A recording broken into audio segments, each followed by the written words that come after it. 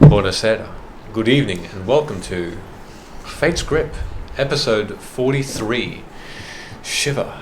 That's all the acting I'll do tonight. Have a good night, everybody. Can I just say, I've only just realised. Oh gosh. You know how we had Home Then Away last week? Yeah. Shiver is the name of like a really bad Australian song. Really? Yeah, and in my head you said it. No, I'm not going to sing it because I don't even remember. I have to look it up. It's really bad. Do you know the song? Shiver. No. It's by Who's it by? Is it Dido? Bardo. Oh, Bardo. Shiver. Shovel. Are you thinking of Poison? No. That No, not girl you, is Ben. poison. No. Bardo sings Poison. Well, we hope everyone so, yeah. at home is doing well. While we figure out where this song comes from, I'll start with some shout outs. Now, it is with a heavy heart that I say that probably everyone's seen on Twitter, but we are going to take a 2-week little break over the holidays, and we will return at what date? It's I think it was the 29th, isn't it? 29th. Oof. So we'll get there just before the new year ends. What? It's called Shiver. Yes. It's by Natalie Imbruglia. Perfect. Yeah, so if anyone Excellent. wants to look up that song. Thank you so much. We are just instilling you with Australian culture. So 2-week hiatus, and in that time we will be super busy. You might see us on stream doing other things, whether that be playing games or talking about Dungeons and Dragons. Just not this campaign until just before the new year, 2021. There's a lot of people that are real sad about it in the comments. Oh, I'm so sorry if you hadn't heard. So we have Aeon Craft that's just said no, and then we have X Calamity who's like 2 weeks, I'll die. Trav Prime has said no, crying face emoji. NVCDM has said that's almost 3 weeks? Question mark. Is it? Did we get it wrong, Dave? Did we get it wrong, or is it 2.5 weeks maybe? No, it's 2 weeks. It's not. We're not here next Tuesday. Yeah. We're not here the Tuesday after. Yeah, it's the 29th. It's the Tuesday after that. So it is kind of almost 3 weeks. It's almost 3 weeks. Sorry. Yes, that's you do math better than we do, I guess. Let's say 2 to 3 weeks. We'll post on Twitter when we probably a little bit before we obviously get the new session underway. But thank you for your kindness. Appreciate it. Thank you everybody for anyone within the last week or so that's followed us on Twitter or subscribed to us on Twitter. We really appreciate it. Super happy. We've got 946 followers, which is super cool. Crazy. So thank you everybody. So that's me for now. What does everyone else have to say? I guess on the back foot of that, if you are missing us, because we will miss you too, you can always check out our YouTube and catch up on any old episodes on there. We'll probably have this up hopefully by tomorrow afternoon. Nice. Add, like, and subscribe and all that other stuff. Aww. Thank you. Aeon Craft just gifted a subscription to JC Daisy. JC Daisy. Congratulations. And we're also being requested that we do a gift wrapping stream. Oh wow. Gift wrap. That would actually be pretty cute. Who, I'd be down. who requested that? I'll have to scroll back through. That's okay. I don't know who did, but congratulations for the sub, and thank you so much, Aaron Craft, for gifting that. Much appreciated. Thank you. Super kind of you. The gift wrapping, I probably won't be a part of that because I'll probably wreck the camera that is pointing at me because my gift wrapping sucks. Maybe it's your chance to learn. It's my chance to learn. We could do like a tutorial. Yeah. I must admit, I could use that to wrap gifts for somebody in this room. And because we my could call gift it- wrapping's awful. We could call it the wrap up of this. Wrap up, lol. As you can all see, but I did say I'd finished, but I'll say one more thing. As you can all see, we are missing our lovely Thorum this evening. He's dead. And he's not well.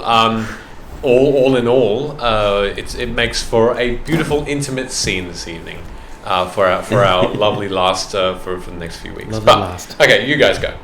I just want to say also, just stealing the spotlight again, thank you so much for all the lovely comments there as well. That goes out to you as well, Trav Prime. and Aeon Craft, and anybody else who's been sending all those lovely messages. Actually, Thank you. that is really good, really nice. Thank you. Hold on. I'm so sorry. I'm gonna steal it back from you. Yeah. It's like that. It's like the Emily and Ben stream. So I know my cousin who lives down in Melbourne. Who, by the way, stop it. I never really get to see. Yeah. Like I saw Charlie. Her name is. Gosh, for the first time in like 5+ years, when I went down for my other cousin Danielle's wedding. Jeez.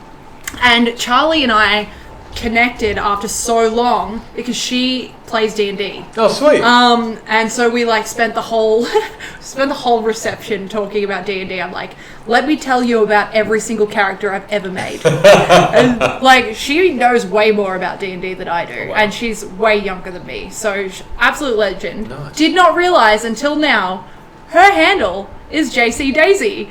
What? So hi Charlie. Thanks for tuning in. Amazing. Super cool. Stoked. Awesome. Stoked. Well, enjoy the sub. Enjoy the free sub from Aeon Craft. Awesome. Crazy. What Crazy else do Daisy. Hey. What else do we want to have a chat about? Do you want to talk about this amazing store that's like an online store that's been really good friends with us? These guys? You mean these Yeah. guys? These guys. Yeah, Ben, I feel like you were going to say something first. I've said enough. Okay. Alright. Meeples and Dragons. Actually, I'll talk. I learned, and I know you've probably told me this like at least 1,000 times, what it means, but I actually learned. See, I've got to learn for myself. That's the only way I learn.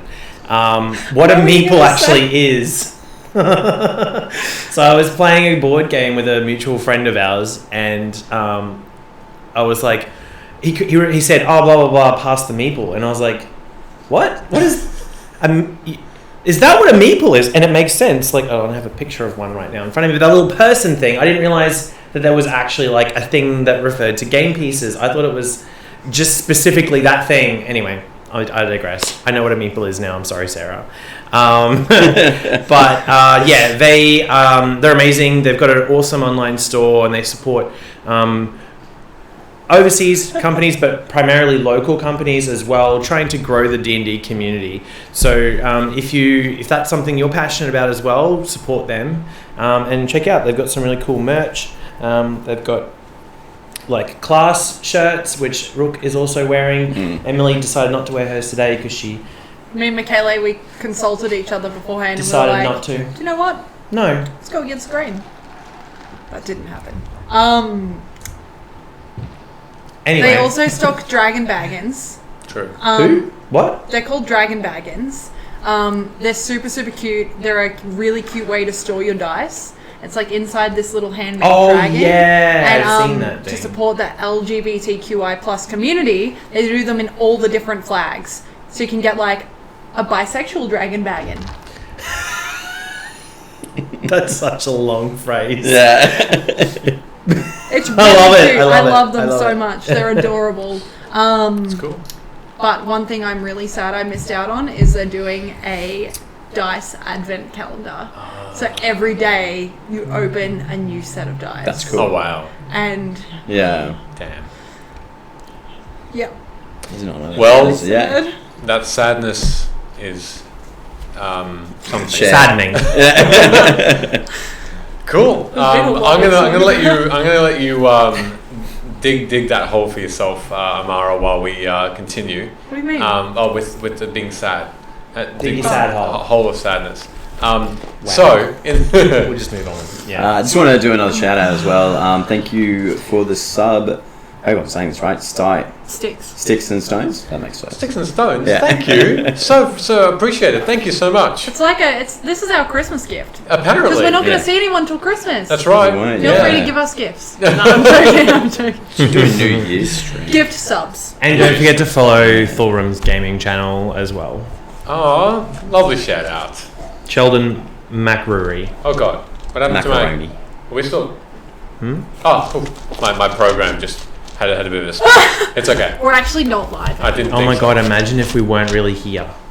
Oh no, I was joking, and now everyone's subscribing.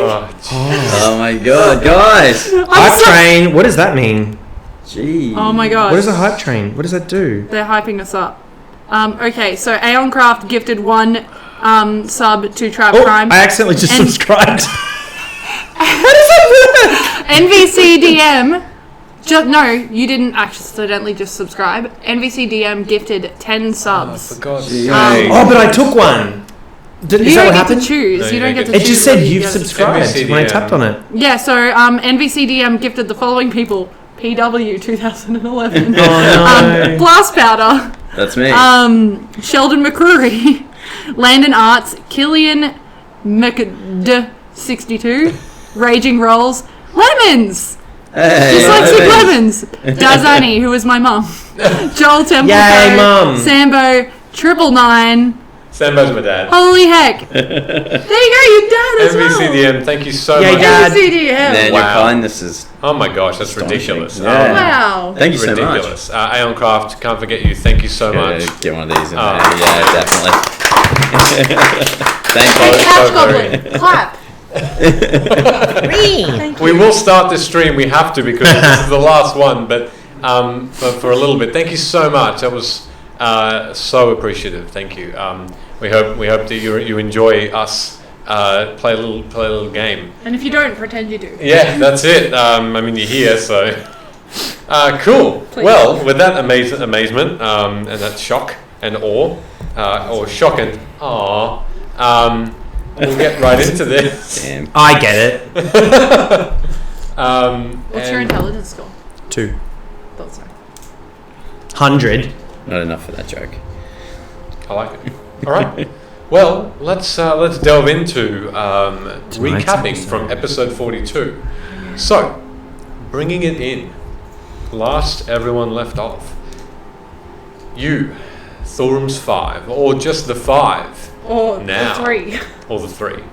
You dispersed, and for the next week, not quite done with your tasks just yet, but you, Rook and Gunner, you found your way back to the trusty Ragav's regalia, the tall and lanky, blue-skinned being from Shan, who owns his own illusionary and magical shop to purchase potions and magical items and books to study for your eventual journey out of Shan. Also finding Rook's once companion Purbak and having been gifted a necklace of power of hiding. He spoke for some time with you about happier years past and you shared a drink. Amara found yourself some daggers to balance your open hand weapon while meditating and conversing with Sonari, your companion, before the venture. Thorum left a powerful memento in the decimated street of the Warforged attack and spoke to his temple's high priests of Ado, being left with a warning upon departure. As we said goodbye to Dench after he left Amara with the disc of plane travelling and discovering more about the origin of the crossbow used by the Warforged in the recent battle. Osei moved away also and spent a good portion of the week performing her own tasks. And here is where we left off. So, the time that it has now been, for some of you, has been almost a week. I'm going to say it's been about 4 to 5 days. Since then, you've all congregated back to the Golden Sun, the Inn of the Golden Sun, each night to just confer amongst yourselves your comings and goings, your tasks that you have done already. Now, from the tasks that you had, from the tasks that you had wanted to accomplish so far, Thorum and Amara, you've pretty much accomplished all of the tasks you set out to do. Although Rook and Gunner, I have some more things that I'd like to talk to you about before you all make your way to your new home, Pilus Tower. Rook, you finish your drinks with Purbak, and these Galashka, these orcs that have come to warn Purbak and warn Shan and even Corvair about the happenings with Khyber and the demons that are spilling out of them more and more between the demon wastes and the Elding reaches. You probably spent the better half of a day. And once you said your goodbyes to Purbak, unless you want to do anything else with him, you took the necklace and you beelined it for a familiar shop. One that sold you some interesting herbs and poisons and the perfume. Was it there that you were wanting to see whether you can get some specific training? Yeah. Well, it was coming up to evening on the fourth day of preparation, where you made your way there immediately after Purbak's, and you found the shop open. The tall, dark-skinned drow male still there, although at that moment in time he was almost shut. And he did, in fact, agree to allow some training to be had, but with some payment. I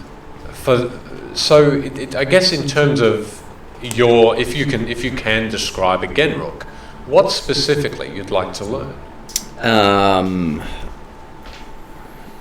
I'm interested in the understanding and application of adding poison to my arrows, or some kind of paralyzing effect. Okay, so the explanation just is gathered that you want to be able to apply the poison safely, so as not to affect yourself. Correct. Yeah. You don't necessarily want to learn how to make potions or poisons. Is that right? Both. You'd like to do both? Yeah. I like to identify ingredients and the application. Okay. For all of that, the sum of payment is 200 gold pieces. Yeah, easily. He's on a budget. I might die soon, so let's get rid of it.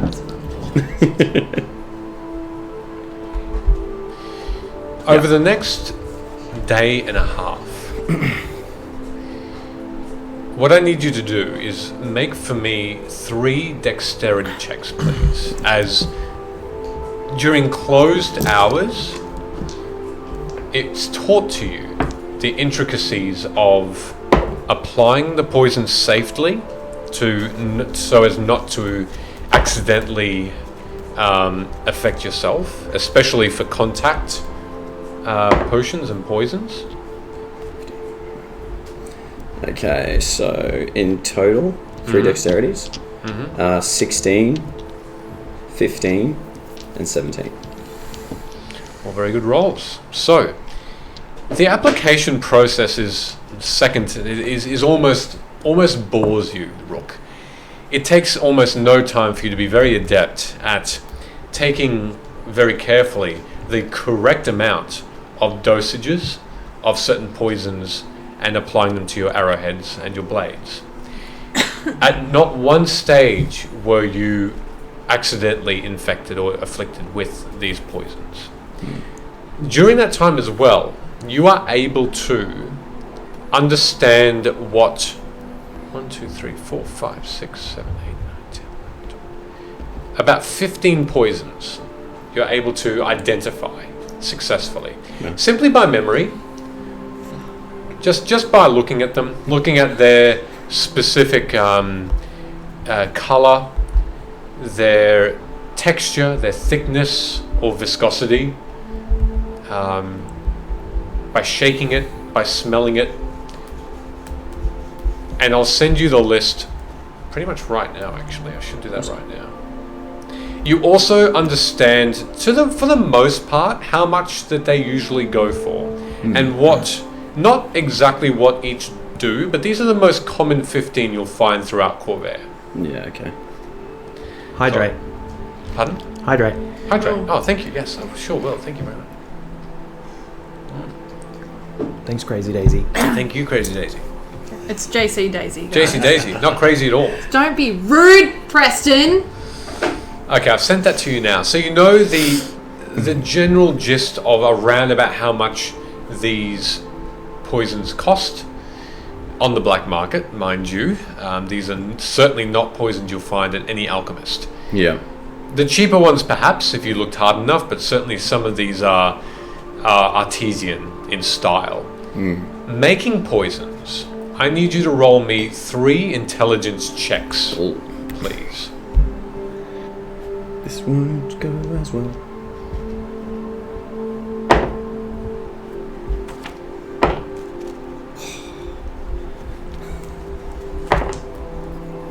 Okay. Intelligence, so I don't have a modifier. Correct. 4, Okay. 5, nat 20. Okay. Wow, that last one. All right.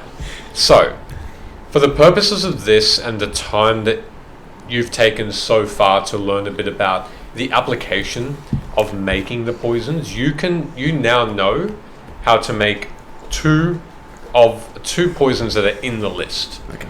And the 2 poisons that are in the list that you can make are serpent venom Yep. and truth serum.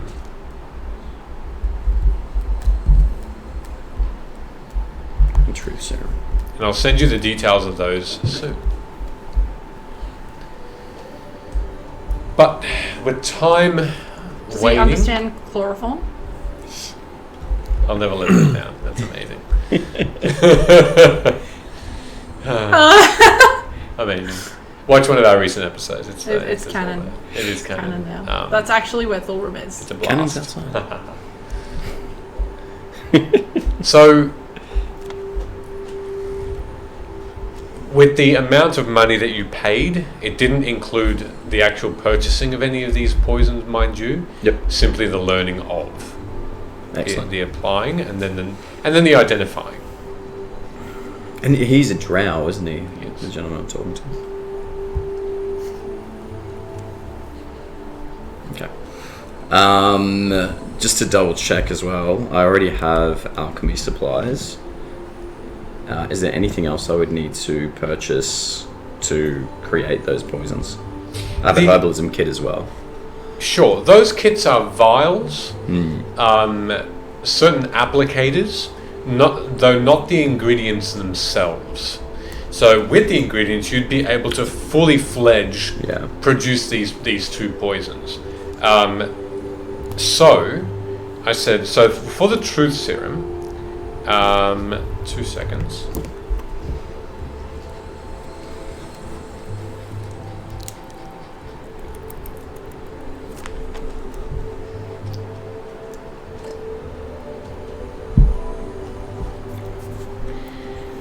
So you are going to need to find or purchase for this truth serum cinder petals, which are bright red and orange. Yep. And gripweed.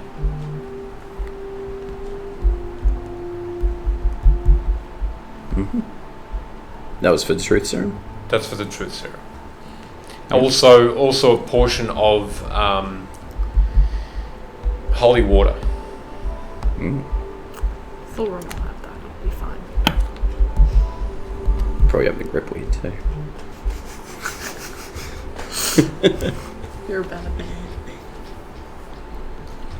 And then, for the serpent venom, you would need the poison from an incapacitated giant poisonous snake.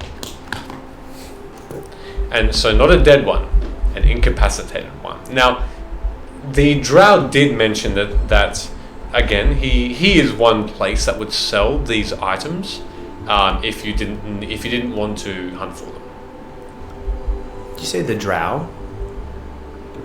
If only you The kept drow the snake shopkeep, egg. yes. If only you let me keep the snake egg. Session Might not one. have been a giant one though. It's true. Anything else you wanted to do while you're there?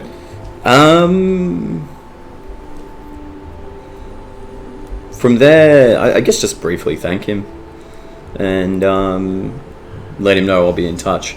I probably wouldn't mind asking him that, or telling him that I'm going to the Mror Holds, and if there's anything that he needs gathered. I'm assuming that's close to where he's from. I don't think we've ever brought back something we've promised to go get for someone. Nope. Well, it might be useful information for me to keep as well.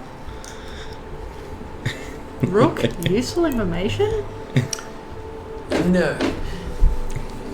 There is nothing that you can bring back for me. Just take care while you're there. The drow are not to be taken lightly. Any in their eyes are intruders apart from their own kind. Is there anything that you would sell that might be able to protect myself and my friends from any likely poisons that they would be using? I have antidotes for many poisons. It's a all-in-one, if you will. 30 gold pieces a vial, a use. Out of character question, are they similar to the ones I already purchased from Ragav? Looking at them, they're very similar in the color, yes.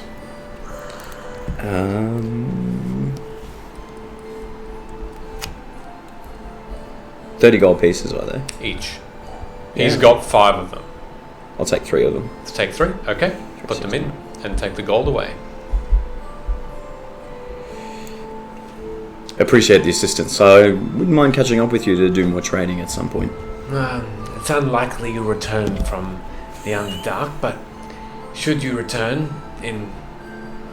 with both your arms, we can do business again, yes. Then I actually laugh at that. Then I shall return with a story. Okay. And I take my leave. Alright. Where do you take it? Out the door. Okay. So, have a think about what else you'd like to do before you all meet at Pilus Tower. In the meantime, Gunnar, you have so far simply have read some things in the books that Regav Cell has given you. Mm-hmm. I'd like to, if you don't mind, just describe some highlights Sure. that have really stuck out in your mind regarding these topics. Okay. So the first thing that you really do focus on in a bit more detail is about the byways. Mm-hmm. It is written, the byways is a legendary inn, a safe haven where it is said no violence is allowed. As such, no one entering this abode feels the stirrings of rivalry towards another. The question is, this is how it's written, the question is, who upholds these rules? If you travel and are lost, seek out the endless hallway and the Marilith that caters for all there, Ish Ariloza. Safely, but without knowing your way, the endless hall can be death to many. Days and weeks you can travel without opening a door to a safe haven, to your home. Traverse the plain between plains with care. And it is signed Guillaume, Dwarf Traveller of Galanda. House Galanda. Yes. What was the first name you said? Ish Ariloza. How do I spell that? ISH. Apostrophe Arilosa. Ariloza. Oh, sorry. The first one was Ish. Ish. Yeah, ISH. And then the second one was, sorry? So that's all one word. Oh, okay. That's all one name. Ish. Ariloza. Ariloza. Oh, okay. Fancy enough that they have 2 names. and the author, or the so-called author, is called Guillaume, Gyiom, of Galanda. The second piece of writing is about the Mror Holds that you find interesting. The author is Fomilom, Goliath Emissary, dated about 200 years prior to the last war. The Mror Holds has been attacked many times. Under the mountain, without light and magic, the environment is cold. The dwarves hold their home dear for its isolation, and without them, the mountain would be inhospitable. They revel in the stone and rock homes, mining, making of many things, weapon forging, gold hoarding. Their defenders are visible and invisible. They abhor visitors. I, for one, have felt cold under a starless night, looking up at the rocks and drinking opposite them with their stares of untrust. I was merely visiting. I had been asked to approach the Iron Council. They had claimed victory over the Dalkir, or demons, that they wrested this area from in the beginning. They entrusted us with an alliance, but still wonder why we stay. It certainly isn't for their hospitality, that's for sure. That's Fomilom.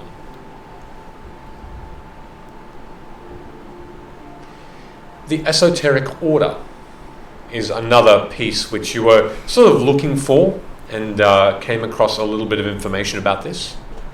They're in Shan, right? In Shan. In towers above Shan, there is a white and yellow rock spire shaped like a thin pyramid, home to the one branch of the Esoteric Order. Here, the rivals of Arcanics gather to bring together the best mages and spellcasters and mystics Corvair has to offer. Two factions make up this group: the Esoteric Order and the Guild of Starlight and Shadows. The esoteric members study law and helped Breland during the last war, studying evocation, divination, and abjuration, and helped the king throughout the lawmaking during the war. The Guild of Starlight and Shadows encourages independence and innovation of conjuration, illusion, and enchantment. Some examples of mages that might reside at the Guild of Starlight and Shadows are warlocks and fey creatures. This part of the Starlight and Shadow section abides in Death's Gate in the Middle Tavex Landing. Death's Gate? Death's Gate is a section in Shan. It's a district in Shan in Upper Tavex Landing. And then the whole of the Esoteric Order resides in Clifftop in Upper Jura, the district in Upper Jura. And the last thing you find of interest is of the Dreaming Dark, which you specifically wanted to know a bit about. It's a shorter verse. The Dreaming Dark is one name of a place between consciousness and unconsciousness. Some say the Kori want to rule the world through its subjugation of the mortal realms. A scholar by the name of Guy Cyril, a madman, after coming back from this place, swore he had conversed with these creatures and thinks that there is a life cycle to the Kori, a time of darkness and a time for light in their world. They believe by forcing the realm of mortals to dream the dreams they devise, they can maintain the darkness, their life essences, indefinitely, and not cause their destruction by the ticking of time and the light coming into their world.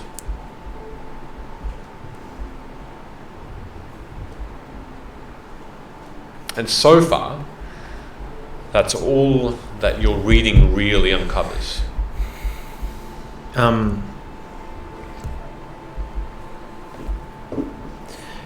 from Regev's books. Okay. He didn't have anything on psionics. He didn't have anything on psionics. No. Okay. There was a spell book. So just a general book about spells and where they come from and the schools of magic. It does describe psionics in there briefly, as I mentioned to you, with the metaphysics and the all those schools of psionics that I can bring up again if you'd like. Yeah, I would like that in a sec. That's right. Bear with me. Oh, yep. So, telepathy. Oh, sorry. Right away. Yep. Okay. Sorry. No, when you're ready. Yep. Psychoportation.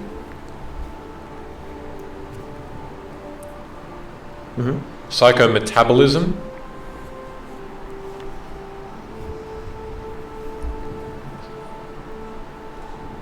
Psychokinesis. I'm sure I am saying that wrong.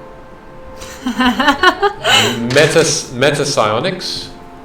Sorry. What was the last one again? Metapsionics. Psychokinesis. Okay. Kinesis? Kinesis. Thank you.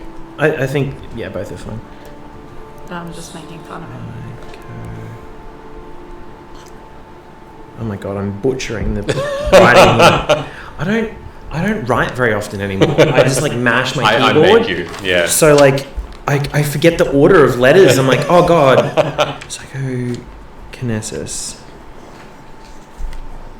Yep, and the next one was Metapsionics. Metapsionics.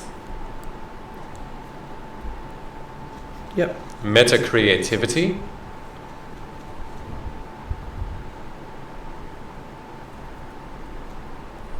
And clairsentience.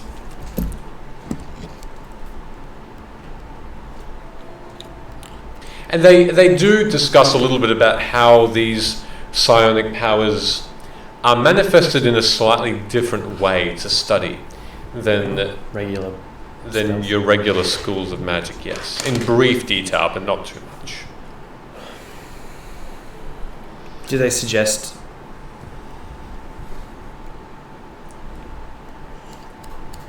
people or organizations that are connected to this? Like, you know, oh great, this person so and so, you know, is one such mage or whatever that is known, or like, yeah, do they name drop anything or? Yes, there is a name that is brought up. Don't say Obra Dinn.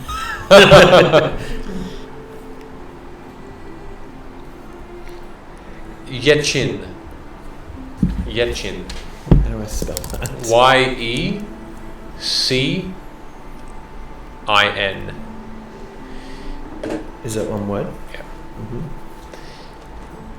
Does it mention who they are? A human that used to be one of Arcanix, that no longer is a part of that order, that lived about 100 years ago, and is known to be a hermit now, that makes his home They're still alive?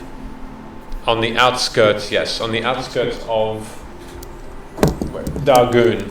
So Dargoon being the country very, very south, underneath or just to the west of Valinor, right down here. It's right behind you, isn't it? Yeah, it is. Okay. Dalgoon. Oh, I moved everything. Okay. Dargoon. Sorry, is it Dal or Dar? DARGUUN.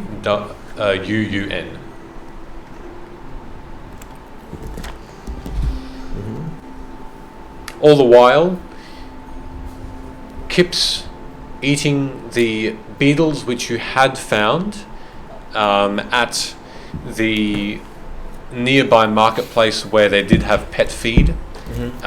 Some you collected, some you bought. How much was that? The purchase of those beetles was just 2 silver pieces. I give them a gold. Cool. And your box is filled again with live beetles. Cool. How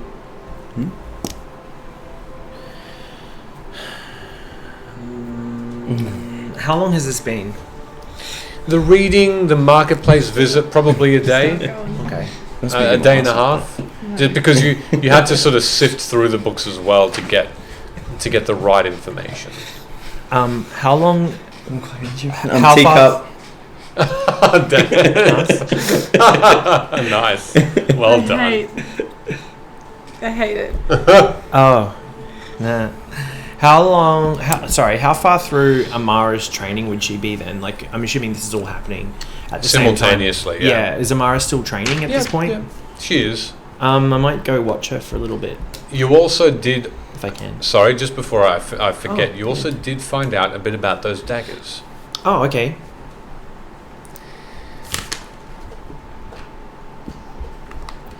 Once again, Ragav did help you with this. Mm-hmm.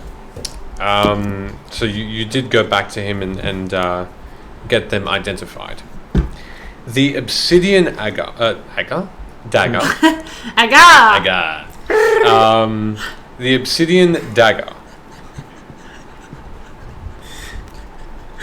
is particularly wicked, has a wicked magical property or two that ignores resistances. And also does an extra 2d6 damage to Corey on top of its normal dagger damage. 1d6. 2d6 Oh. to Corey. Just Corey, right? As in Corey. Corey, That's right. yeah. Like Yeah, anyone Corey. named Corey. Correct. Corey Anyone Worthington. named Corey out there, you are done. What was that guy's name? That Melbourne. Is it Corey Worthington? Corey Worthington. Yeah. If you want to know Two about dudes. Australian culture. Look that boy up. The crystal dagger hums after it became identified, and while wielding it, you are resistant to piercing damage.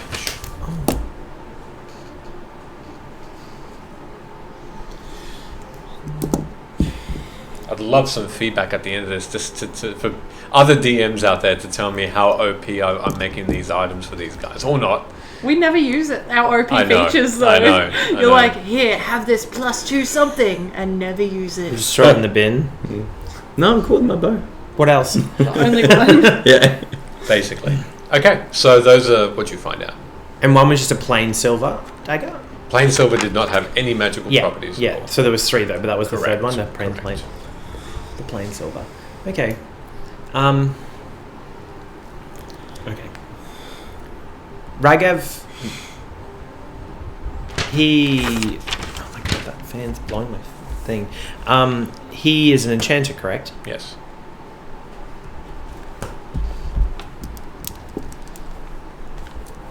Was there another place called Ideals Enchanting as well?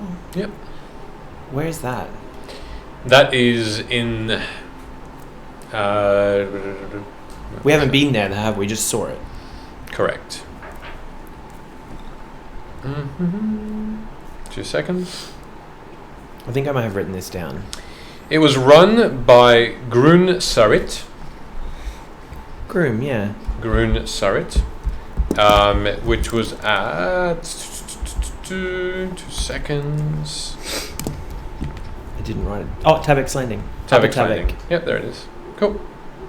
You got it. We listened to you. You did. But did we didn't go in, did we? No, that's right. Okay. Well, I wrote it down. Yes, sorry, you did. But you were asked to leave. That's right, because I used magic. Correct. Upper Tabek's Landing does not allow magic past the border. While I'm with Ragav, I'll ask him about Groom. Oh, he's all right. He has particularly expensive gear, but Is he good? look, he's not as good as I am. I'm sure you know that, but How come his shop looks nicer? well, he comes from a very rich family. I mean, looks aren't everything. And he sort of gives you a huge grin with these huge wrinkles on his blue skin. I This suppose is you're right. Furbolg. I would probably sharp here. If you had a choice, I know I would, but I'm biased like that. Well, I guess I was thinking about this other dagger and maybe what we could do with it. I was thinking about making a spell with them, these three, and using them to make sort of like a whirlwind of daggers. Oh, that would And be awesome. I'll kind of make them just clumsily like tilt through the air, like, Whoa. but fast and hurry. Yeah, I can see how that would be dangerous. Well, I might be able to teach you a bit of something about that if you want. Well, I was thinking maybe you could enchant this one. Okay. Could you? Yeah, to do what? I don't know. What do you think? Oh, I can. He sort of goes to. He disappears for a moment, and you can see his large hand sort of go down and up and down, and he sticks his head around the corner of his back office, and he says, "Oh, well, I can put a spell on it for you. I can make it sharper to do more damage. I can make it invisible. I can make it come back to you if you throw it. I can make it turn into something small." So what I was thinking is, if I had different effects, I could choose which one to use and send it out and hit someone. So, maybe one will paralyze somebody, or another one. Oh, you want to Yeah. put a? Well, I can't put an enchantment on another enchantment. No, I just want this one. Yeah, I can make this one. If you really want to paralyze someone, I can do paralyzing. It's probably not the cheapest one that I can offer, but Well, what else can you do? I can make them burn. I can make them stunned. I think I can do a poison enchantment. I can make them slow down so they don't move as fast. What else can I do? I can make them fall over straight away. I can make them really tired. Are these good ideas?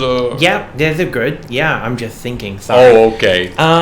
Let's go. Well, how much would it be for the paralyzing one? Oh, the paralyzing one, even with the discount, is going to be about 700 gold pieces. Okay. Yeah. It may take some time. How long? A couple of days. Yeah, that could work. Is the amount of time it takes dependent on the type of enchantment that I pick? Yeah. The cheaper ones are generally less powerful, so they'll take less time to instill. Okay. Yeah, let's do that one. Okay, well, I'll just take the payment. I trust you, Gunner. I'll just take the payment after when I'm done. Okay. He's gonna run away. Okay. You can always sell it if I die before now and then. Well, that's true. Yeah, I hope that doesn't happen, but I'll make it much a pretty penny if it does happen. But I hope it doesn't. Okay. And he takes the dagger from you. He signs a little piece of paper with his name on it, which has he rips it from a small notebook, which has fairly generic writing on it, to the effect of, I gonna am owing Regav Sel of 700 gold pieces for this paralyzing dagger. Okay. You three don't want it now? Like, I can give it to you now. Oh yeah, I was just concerned that you wouldn't trust me to finish the job on time, and in case there are any delays. Okay. Sounds good. We'll see you in a couple of days. Can you tell me when you're finished? I can send word. Okay. Okay. Okay, bye. That conversation finishes. Rook, what else did you want to do? I guess just a little bit of shopping.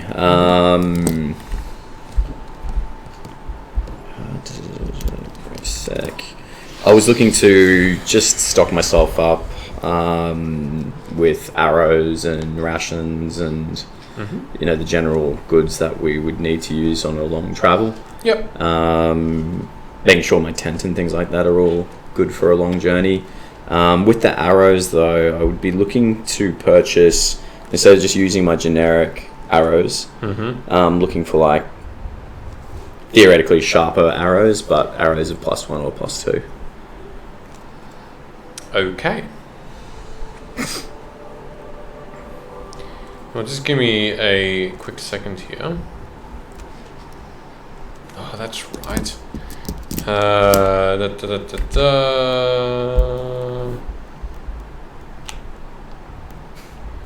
2 seconds.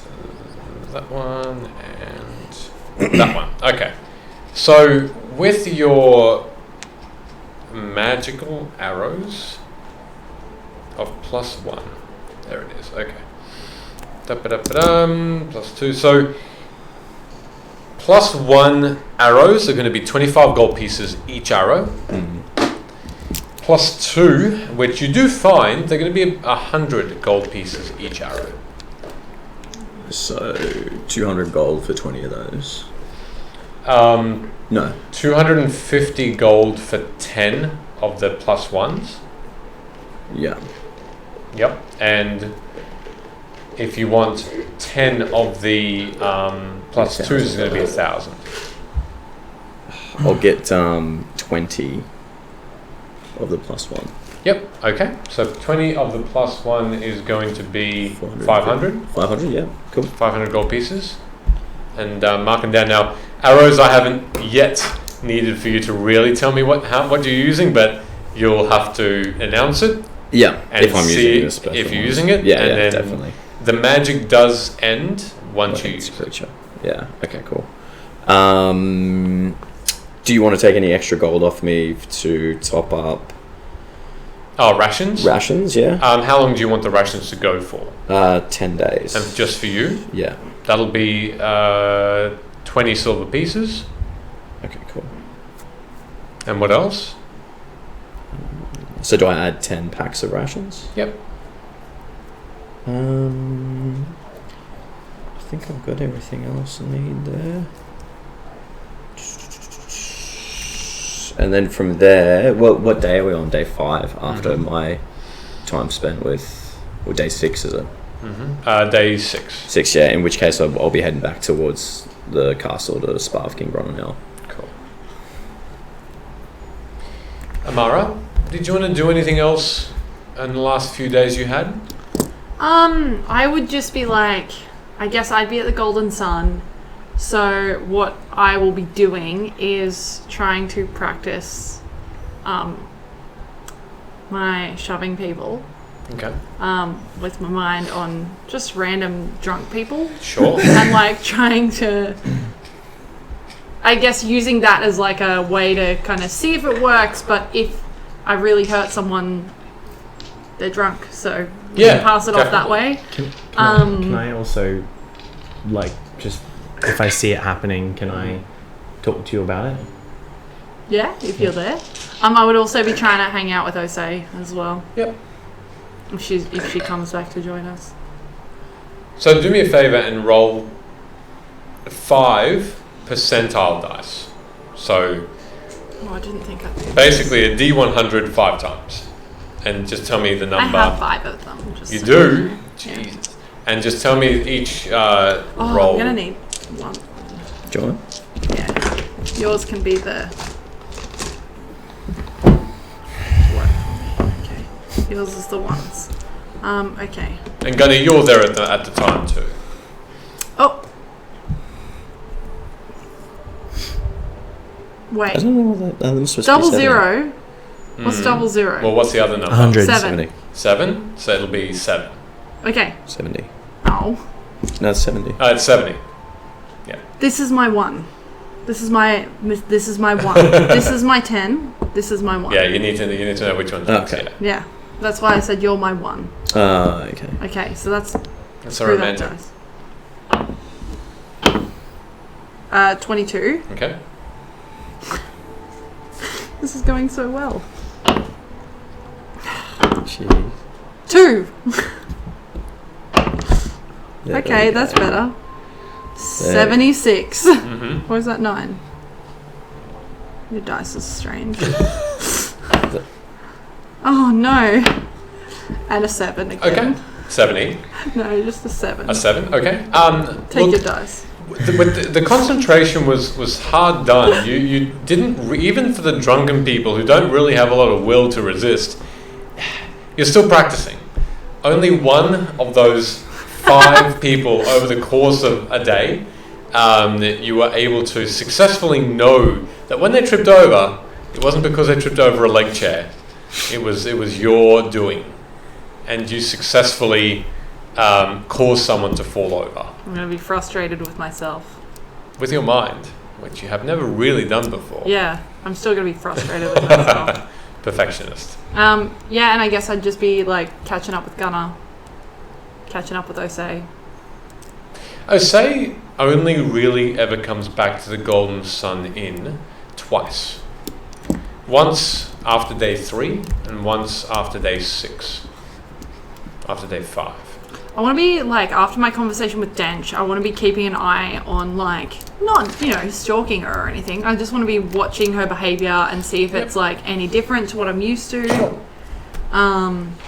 You also do receive a note from the innkeeper regarding, and at the bottom of the note, it has Dench's name on it. Okay. A bit rough, but you can read it. Definitely Yeah. legible. Let's read it. Is it carved with a knife? Essentially, no. Essentially, it describes in very brief detail the finding of a warforged called Think in the cogs, who happened to have similar engravings on his weapons he was selling to what was found on a crossbow that Dench found on the big warforged that you fought. What that also did, what the letter also describes is a powerful wizard being somewhat involved. Does this kind of tee up with the story that we heard from Rip? Like, can I connect the dots between the 2 different perspectives and kind of deduct that it might be Farizo that he's referring to, or is there just not enough detail to connect? There's not those enough dots? detail in Dench's note to say Farizo, definitely no. Okay, cool. Cool. I'm going to pocket that. Cool. I'll come back to you on that. Cool, alright. So, Who are you talking to? no, just a fan. So, once day 5 has been completed, those tasks that you had set out to do have nearly been done. Gunnar, you're still just waiting on the dagger. Anything else? Separate? Anything else you'd like to do separately?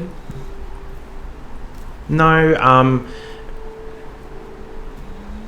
I'm just hanging out, still reading with... I'm assuming the reading takes place over this course of time, so I'm in the middle of that. Yeah. I'll hang out in the Golden Sun, just reading with whoever's nearby. You do all see as well the familiar sight of a young boy, no more than maybe 12 years old, with silvery eyes, that you talked or briefly talked to Rook. It's just scurrying back and forth, seems to be a caretaker of this place. Doesn't serves you drinks, but silently. Doesn't acknowledge you the way he did before, but silently accepts and acknowledges that you're there at least. And you want to head over to... Yeah, am I there or am I... You are there. Oh, okay. Yeah, I'm wanting to go catch that day with King Mror now. Okay. Are you letting other people know you'll be doing that? Or are you just going to go... Yeah. So, a day of... What would you call it? Play fighting. Or dueling. Yes. So you all know that Rook does have some time together with King Borinel, now that he is cured, of a bit of dueling. It happens on probably day 6. Yeah. So once that's announced, do you, either of you want to follow in a company, or do you want to just do your own thing? I think out of character. I totally forget. Are we leaving from the castle, or are we leaving from Pyla's Tower? You'll be leaving from Pyla's Tower. And how did we say we were getting there? Did we? Airship. That's right. My bad. You'll be getting to Pyla's Tower by airship. Yes. Which is where? Which is in one of the towers in Shan. Okay. So, yeah, I'll go along. I'll watch. The day is bright, cool, and windy as you are welcomed into the castle again. This floating behemoth of rock and stone, and you do get invited by the king, and you're waiting at the moment, and you are asked to don full plate armor. Yeah, right, okay. You're given the choice of either jousting with a royal steed, or dueling with a greatsword, or not wearing the armor and fencing. 3 fairly common royal types of duels. I'll take the fencing up. You can wear your normal armor for that. Okay. So with that, the room that you're in at the moment is similar to what you'd see in a fencing competition. You have a long, thick piece of carpet in the middle of a fairly plain room, but it does have guards around the outside. It does have an adjudicator. It has what look to be suits of armor, still very shiny, very regal, with beautiful plumes on the helmets. The outside of the small room is a similar sort of tapestry and velvety look to what you saw when you were going towards the king initially to cure him. And you watch as the king enters. He looks quite sprightly, knowing that you are dueling. He also is wearing just a fairly light leather armor. And you face each other. And he, through this, what looks to be just a leather helm, you're both wielding these thin rapiers. As he looks at you, he says, "Best of 3 touches." 3 touches sounds fair. You look good. Rook and the king. Missed your chance, buddy. And with that, can you roll me an initiative roll, please? Yeah. Fancy.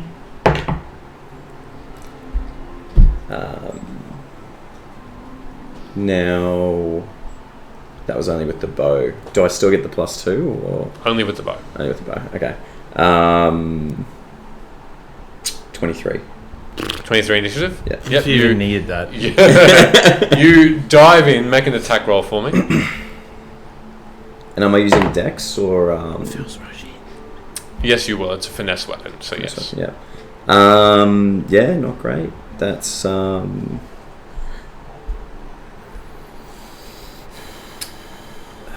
1 second. Do you want me to add the rapier and then for the modifier? Or Yep. just okay, give me a sec.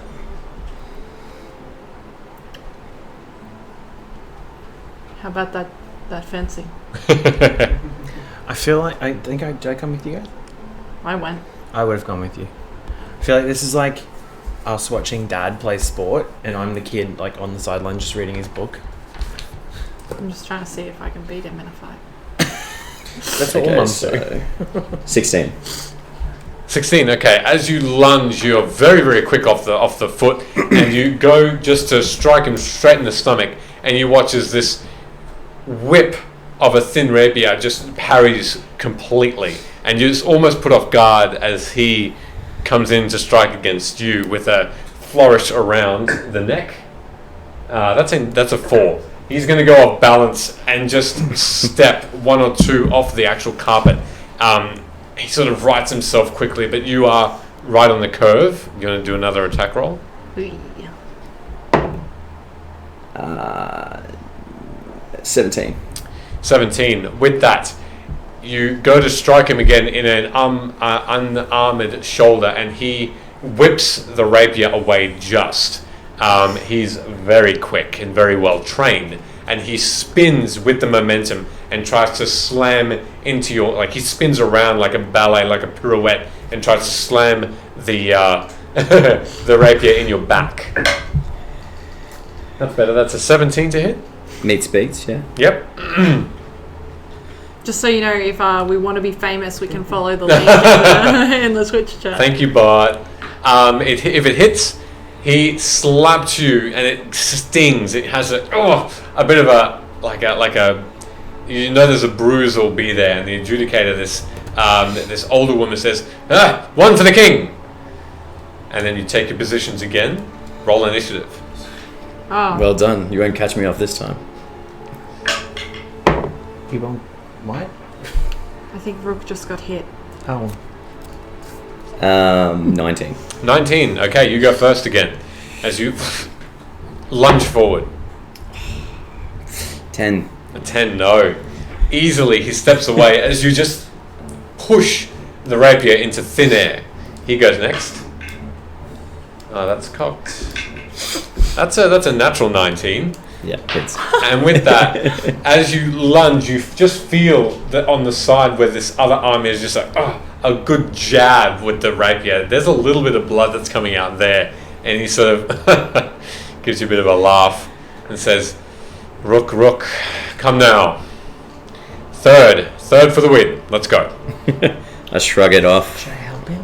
No. Get into position and roll initiative. Mm-hmm. Exactly. Don't do that. We could kill him and take his throne. 20. At 20, you go.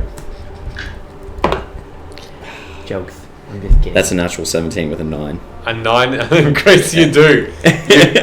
But before you can even stand, as he prepares himself, the adjudicator says, begin, and then you just... How do you want to tag it? I guess I just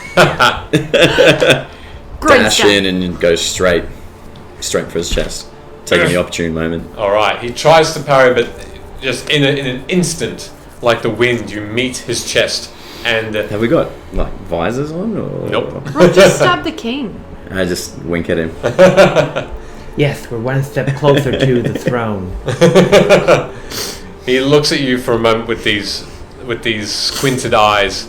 You can still see that there's a bit of weakness about him, a bit of that pale face, and he says, He's still beating you. "Well done. The game is yours. Good last hit there, Rook." I must admit, I see that he's still Slightly, recovering. I wonder if you were at your full strength, you still would have bested me, but I'll take it. It's not often you get to spar with the king. Indeed, and you can see a bit of a sheen on his brow as he sort of puts the rapier to his front, so the hilt is quite close to his neck, and then out to the side again diagonally, just as a bit of a salute to you. And he sort of turns, and there's a chair with a small chest on it, and he takes it. It's a lovely wooden silver-lined chest, and he opens it up, and inside there's a velvet little sort of silk cushion, of red, and there's a lovely golden chalice. And he takes it out, and he Throws it at you. and he sort of with two hands presents it, and he says, "When I was a boy, I used to drink from this. Keep it close, and enjoy whatever ales and wines take your fancy from it." I grab it, look at it. What does it look like? Just a gold. It's a small cup. It almost looks like it's weather beaten by this gold. It has a few little chips here and there in it, which is put together by sort of little metal bars around the outside, probably about 10 of them that are nailed in. So it looks a little bit haphazard. Drop it. You've got to drop it. He has to drop it. I'd like to thank the couch goblin. The gas goblin. So quick. Amazing. Go. I pull it up to look at it. I actually hold it up higher than I was. Yeah. Catch the gleam of it. And handle. Cling, cling, cling, cling. It Forgive me. clatters onto the ground, and he sort of looks down at it. Does he get to Looks pick up it up? at slowly and Does he get to pick it up for me? no, I bend down. I pick it up. if you please. I'm sorry. I don't know what happened there. I must have been out of breath from the dueling. Do it again. And pick it up with two hands. Yep. Don't do it. Just make a Do it charisma. again. Don't be a Just jerk. make a charisma check for me, Rock. Just a charisma check. Saz, you made it. Charisma. Right in Right, time does for that Rock. happen? Thank God. I rolled an 18 with a -1, so 17. He sort of gives you a bit of a look up and down and says, "Take care of it. If this is from your childhood, It was quite some fun, actually." And he looks down at this small chalice and he says, "Water." And you watch as from the bottom of this cup slowly fills a clear liquid, as though a tap was turned on from the bottom, and it goes right to the top, clear and cool. Poison. Do it. I can drink it if it's poison. I Can. I do look at it oddly, and almost like sniff it and then go to drink it. It's beautiful mountain cold water. Full of poison. Can this conjure any liquids? Most. It's well used. I conjured ales, wines, spirits. I'm sure there are many other things that it can do that I simply haven't fathomed. That's quite interesting. And I bow. As we've been having this conversation, is it possible that I've made a perception check to see if there's something that Purback asked me to get? Asked you to get? Yeah. Oh! It's there. Where would it be? On his head. Wait, what? Remember he asked for his crown? No, I didn't tell. No, I mean out of character. Yeah. I don't remember. His mate asked for the king's crown. May I discuss something with you? Of course. Just something casual. You got a lot of these like around, right?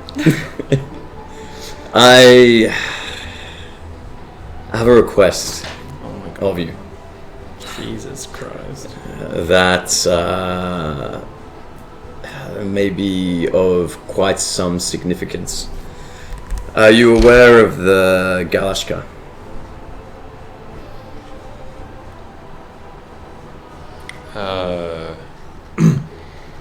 I've heard of them. They are... Legends say that they are guardians that I cannot remember from where, but they are an old tribe of very powerful beings that are they orcs or gnolls, something like that. They're the stewards of the demon wastes that protect the northwest from incursions of demons. Yes, I'm aware. Yeah, that rings a bell, of course. Why do you bring this up? From our understanding, the Lord of Blades is on his way there. From the discussions that we've had, we're under some suspicion that he's trying to summon Tiamat. That is what Arcanex has gleaned. Yes. So, are you aware of the three as well? The three. Who are they? I believe they're oracles that are also in the demon wastes. Oh, you mean the so-called rulers, the hags? Correct. Well, they are self-titled rulers. I've not yet parleyed with them. What is relations with them like? Dangerous, unpredictable. They call themselves the rulers of the demon wastes, which means that land is theirs. They have the same power I do, from what I hear. They muster some thousands and thousands of monstrous beings under their banners. They seem to be the only three who can control them. If that's the case, it is a very loose alliance, if an alliance at all. Have we ever been felt under threat by these three? Not yet. This has been a recent occurrence, a recent declaration on their part. We have yet to find a mutual time to sit and meet to discuss the futures between us. I am to understand that they too don't wish to see Tiamat summoned and are fearful of the Warforge, the Lord of Blades. And what makes you say this? From information I've gathered from friends that are amongst the situation. Well, I'd imagine that Tiamat being released would mean desolation for all, so I would not doubt it. I have been made to ask of a request, and I'm not too sure as to the context of what this means, but the crown you have, this is just symbolic, yes? Yes, it's a symbol of my rulership. That's generally the meaning, a very recognizable symbol.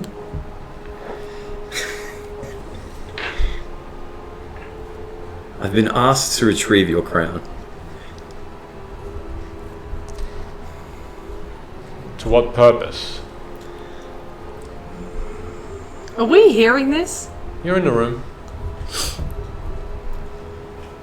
I don't understand the full extent, but I have an idea that it might assist in the stopping of the Warforged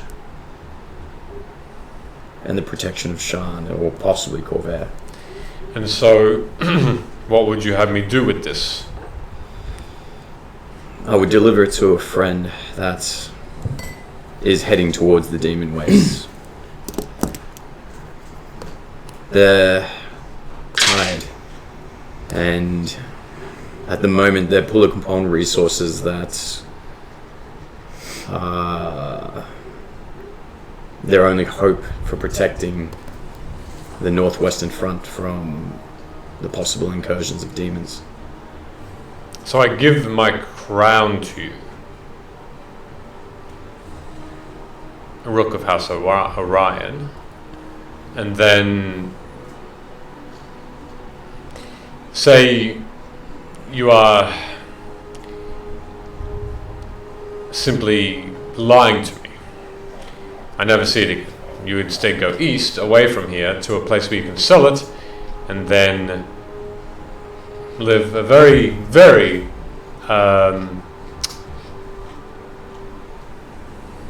livable life. That would be useless to I, for you've already given us a fantastic home. It gets lost then, during the travel between here and the Demon Wastes, never found again. Well, it will be protected. You are protecting it. Not I. Others that I are probably more skilled than myself. The Galashka.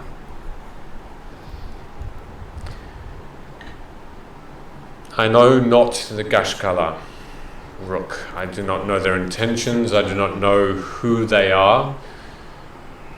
I know them from legend. You are asking me to give up the symbol of rulership here in Shan and in Breland for an unknown task, an unknown purpose that this crown has, that might do what for the Demon Wastes? Protect all of Shan and Corvair. Will it stop Tiamat from being released? I can bring my friends here if an audience with them would help you understand. But the interests that they have is not selfish. It is for Corvair. Will it be returned? That I don't know. What good is a crown if there's no kingdom anyway? Mara's just in the corner like, Roll a persuasion check. it's sweating.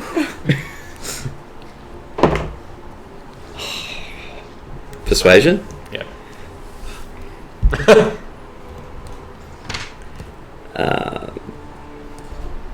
22.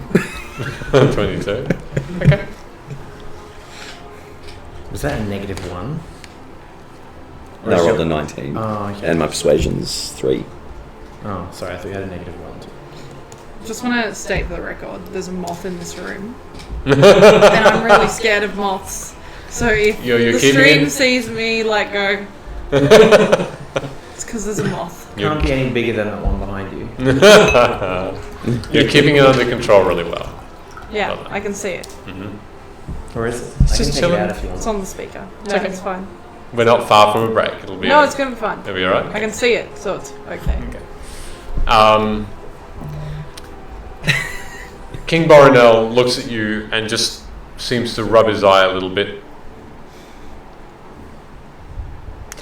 You know, I've never had this request before. I realise the absurdity. Blah, blah, blah, blah. Absurdity! Thank you, Gunnar. Of this situation. I need it back. I can't simply have another one made. This has come down from generations. So, you will return it to me. And I know you will, Rook. Because if I'm to give this to you, then you must provide me with something that you hold precious. Do you want your cup back? What's that? What did you say? Do you want your cup back? Something that you own. Do you have anything that you must come back for? That I must come back for.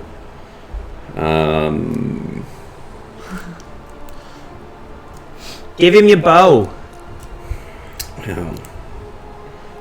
Oh. Chops off arm. Guess I gotta come back. Keep it on ice. I have a momentum, but it's... I don't know. I'll offer it and see what it Memento. says. Memento, yeah.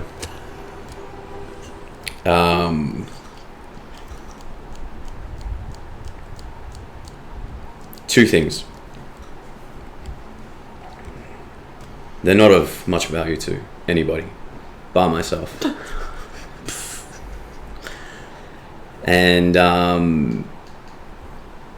I'm still carrying my bow that I've always had. And I present that. This bow means a great deal to myself. This was the first I've had. And it's also one that was provided to me from a father figure who was also in the midst of the Warforged, the Lord of Blades, feeding us information. If there's anything was to happen to him, this would be the only thing that I have left.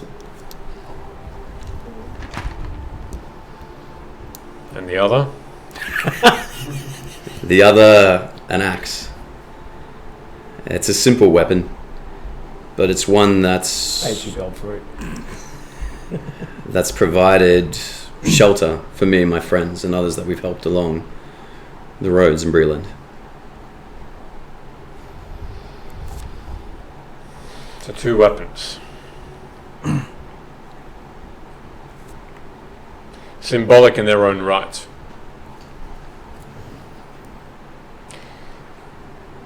Did you know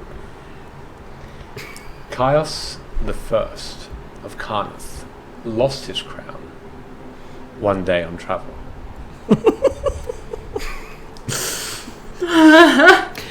I love where this is going.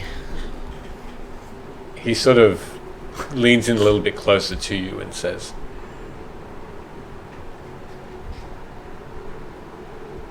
one was reforged. He took a bit of gold, a bit of convincing. No one knew the wiser. He imparted this information to me.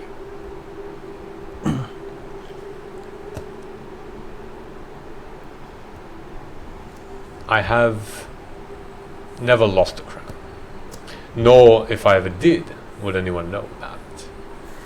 For that reason, I do have a spare. Identical, in fact.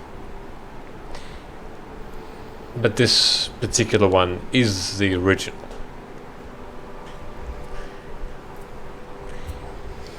Do you see? And he holds sort of takes the crown off and puts it into his hand, and it sort of almost falls off. He has to sort of balance it. And he takes a finger and he points it to the front, where between a particularly large sapphire in this golden crown and the gold in which it's embedded, he does a little slice in it. He says, "Here, my head almost came away from me in the last war."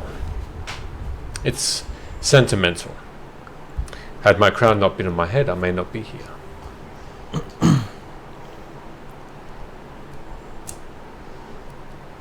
I don't really mind it getting lost because it used to be worn on my father's head or my grandfather's head.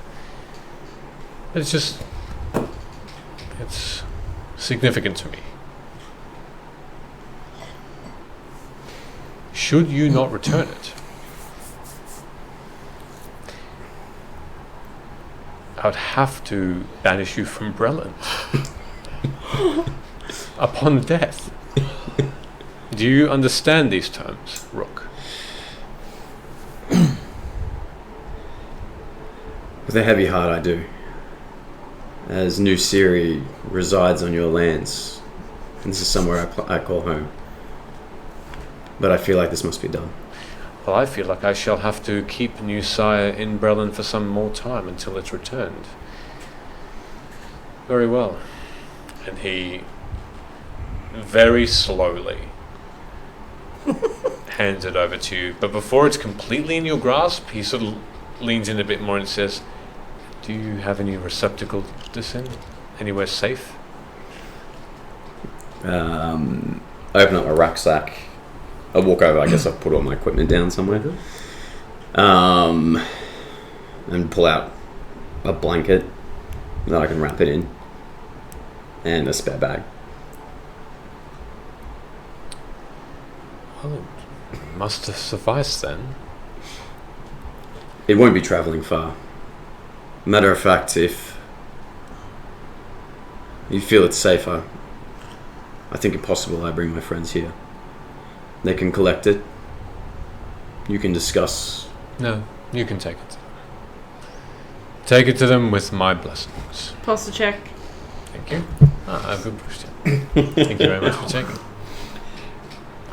Very well. So be it. And once again, Rook, a pleasure. If you were to duel again, we may have more of a competition on our hands, perhaps when you return. I look forward to it. Did we hear about the banishing? Did we hear that? Make perception checks, because he was speaking pretty softly. Okay. Nope. You did not. Also, I just want to give a really quick shout out to Sheldon McCrory, Who's that? who gifted a subscription. Hey. Was it 10 or just 1? Oh, jeez. Yeah, Sheldon, they're doing it in 10s now. Yeah. It's the least you could do not being here. Thank you very, very much, Sheldon McCurry. Was it a Much perception check? appreciated. We also have a do a little dance. Aeon Craft, please pick who you want to dance, and we have we all have to hydrate again. as Hydrate well. again, nice. Oh, I don't have anything left. Can I have some water? Yeah, there's a bottle next to you. Sorry, what'd you say There's a about? bottle over there. No, that's empty. I already drank that. What'd you say about perception? I was asking, was I rolling perception Yeah, too? if you'd like to listen in and just overview Oh yeah, the I'm very conversation. interested to know why the dueling just suddenly stopped and they're whispering. Sure, go for it. You both saw the very And he You're gave him the crown. dancing, yeah. I thought that would what? He gave him the crown. Gave him the crown? Yes, correct. Give him a moment. Who's got What'd you it? get? I'm just going to do a dance. What do you think? What are you doing? A one. Why are you standing to I'm just dance? going to do a... Okay, what is that? He's swimming. What is that? the swimming dance. Okay. Oh my god, I hate That's excellent. What's wrong with that? Looks like you're trying to be birthed. Okay, I'm going to sit down now. Yeah. Thank you. That's the swimming dance. Aeon Craft, just for you. I'm Never done just it viewing it now. before. Okay, I have to see it twice. what'd you get? 5. 5? You did not hear anything. Amara? What's you he get? I also saying? got a 5. No, nothing. What's he saying? I can't hear him. I don't know. So, with that, the What's king... their body language look like though? Like, does it look sus or does it look? No, just close in conversation. I think they're. This is the weirdest duel ever. I think they're becoming really good friends. Is it over? It is. I don't In know. fact, the king, after the exchange of his Wrap it up. precious crown... Do we see that? Yep. They're really good friends. He's just giving. Maybe them his Rook's the crown. king now. Oh, Rook's- We've got the crown.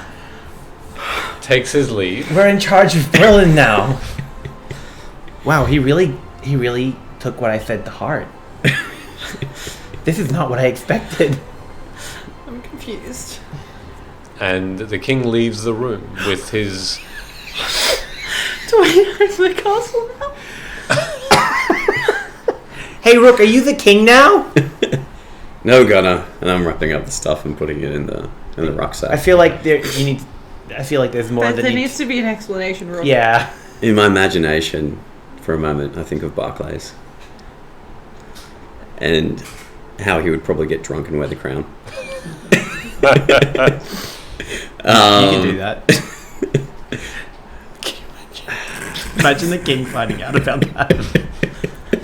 It's like I'm the motherfucking it's like king when now. someone takes a teddy around the world and just takes photos of the teddy in different cities. It's just Thorum's 5, like in different cities, like with the crown on. I once had a friend who broke up with a long-term partner, and she had one of his clothing items of clothing. It was a watch, and she used to take photos of it everywhere and post it on social media because she knew he could still see it, and it was like his favorite watch. Oh my god. It's awful. Yeah, he was awful too.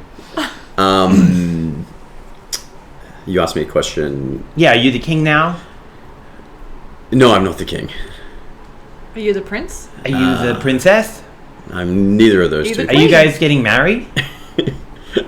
No, I've been Do we own the requested to get castle? this. What? King Borean still owns the castle, Amara. I have And to you're take the this to dirty a friend. rascal? I could be, I guess. I feel like it right now. So why do you have his crown?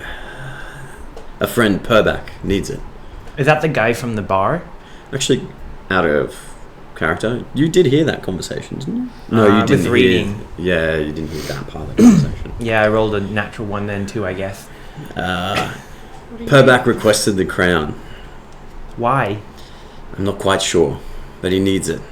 Oh my god, we're giving I feel it like out. this is probably something you should know before you take it. I trust Purback.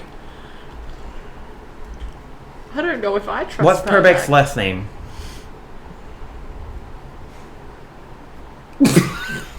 Okay, so you don't even know his last name.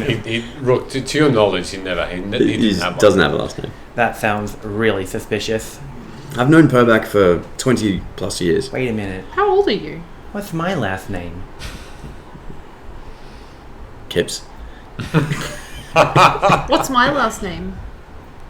Amara Sonari. Well, Amara is my first name. Wow. Sonari is my second. You think you know a guy. What's Anyway. Storm's last name? I have to go take this back to Purback. Well, maybe we... Let's just meet him at the house. I guess, I mean, okay, but can you warn us next time before you do stuff like that? This is pretty important. We probably... Why did he give it to you? We should know that, though, right, Amara? This is important. Hold on, wait. What Before deal we- did you make? Yeah, that's... Because there was whispering, sir. Yes, sir. Yeah, so if I don't return the crown, I'm banished from Breland. Wait, you're banished or we're banished? No, just myself. Okay. That ends our friendship. If you're banished. We kind of live here now, so... Yeah. Also... If you're giving it to your friend, how are you going to get it back? What You if don't your even know friend- where he's taking it.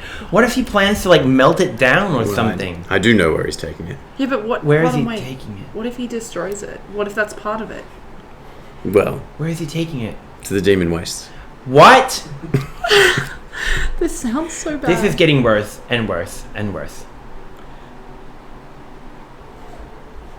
Okay, well, I guess. How can you let this happen? I say to the middle of nowhere.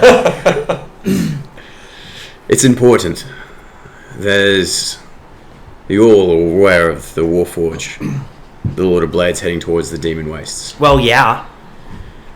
And from what we I can see understand, there could be an incursion of demons coming from the Demon Wastes. The crown might aid in the assistance of protecting the land. But how? I don't know. See, Rook, I'm sorry, you need to ask more questions. It's really important. Okay, hold It's on. really important. What if he's crazy? What if he doesn't know? I know Purback. Gunnar. No, that's not what I mean. Like, when was the last time you saw him? Gunnar. Purback. Yeah, yes. Rook. It's really stressing me out. And we're about to go and fight a bunch of drow, which I'm nervous enough about. Can we talk about this maybe when we get back? Ooh, no, I think this should definitely be talked about now. How long have you known this person? 20 plus years. That's a long time. Yes. And when was the last time you saw him? Prior to meeting with you guys. Okay. What's he been doing since then? Hanging out here. If your questions are to understand his reliability, there is no question about that. I don't care. Rook, I trust you. And I trust what you say about someone that you know. I trust your relationship with him. What concerns me is that you don't know what he's doing with it. I know what the outcome is trying to be done. Yeah, I know, but what achieves the outcome? Also, though, that's also, I guess, what I wanted to say. It's not that I don't trust you, Rook, but how many times in the last 2 weeks, 3 weeks, have we been tricked? Many. Was it actually Purback or was it someone impersonating Purback? No Yeah. one's Purback. But remember, you thought that Count Bavi was Count Bavi. I'm a little lost here. I must admit. I think if you're going to take this straight to Purback, I think what you should do is not tell him straight away that you have it, and just say, if I was to get the crown, what would you do with it? How does it help? What exactly is happening to the crown? Because if he turns around and says, oh, I have to destroy it and smash it into a million pieces, then you're banished. If he has to do that to protect Corvair, then that's what he should do. Yeah, but what are you gonna do? Then you're banished. From Breland. Yes. There are other ways to travel. But do you think like the king is going to banish you and then just say, oh well, he's banished? I would say there would probably be some form of punishment involved. We don't want you to be banished. I'm okay with it. Oh. But are you okay with just leaving us? Sometimes things need to be done Yes, but what to if save there a are lot other more ways? other people. What if there are other ways to do them? I'll have the discussion with Purback, Okay. as you trust. But have you both come to terms with what we're about to do? Yeah, I happen mean to the have some demon waste understanding of sacrifice, just so you know. Do you mean the demon waste or? Where we're about to go. And I'm- to Amara's point, sacrifice. I have been looking into this actually. I've been. Do you know what the realities are researching- of what a sacrifice is? Are you asking me or are you asking Gunnar? What are you asking me this for? Well, I don't understand. Because you're questioning me about Purback's decisions. Yes, And mine. not yours necessarily. I have to understand. That's all. But what is the sacrifice you're talking about? If I can't return to Breland to Yeah. protect the greater good, then that's what I will do. Yeah, that's okay, and that's honorable, but we haven't explored all of our options yet. You know? Sometimes there's not an opportunity to explore all your options. Are you guys going to be okay with the decisions we may need to make when we're at Mror Holds? I think we're talking about two completely different things here that you can't string together. And frankly, I'm a little bit hurt that you're questioning about my understanding of sacrifice. I'm sorry that you're hurt, but this is a conversation that may need to be had. Okay, well, you And- and Gunnar can have that conversation. I'm going to go and wait for the airship. If trust is something else, There's 2 more days, I think. Before. Yeah, well, I guess I'll go back to the Golden Sun. Okay. Maybe we could all go there together, because that's where we all were staying. I don't know, it sounds like you guys need to go talk to Purback. Okay. Do you know where he is right now? I do. Do you want to go there now? I'll continue on my own. You both can go. Okay. All right. Bye. Okay, then I leave. All right. Do you two go back to the Inn of the Golden Sun? Yeah, I'll just wait Yeah. out the last day. Wait, I have stuff to talk to you about. Don't stay in your room the whole I'm time. not going to. As you continue to try and frustratingly trip drunken people. Hey, what are you I'm doing? going to put a lot of more effort into it and anger. Okay. Rook, you end up back at Cliffside, where Purback is still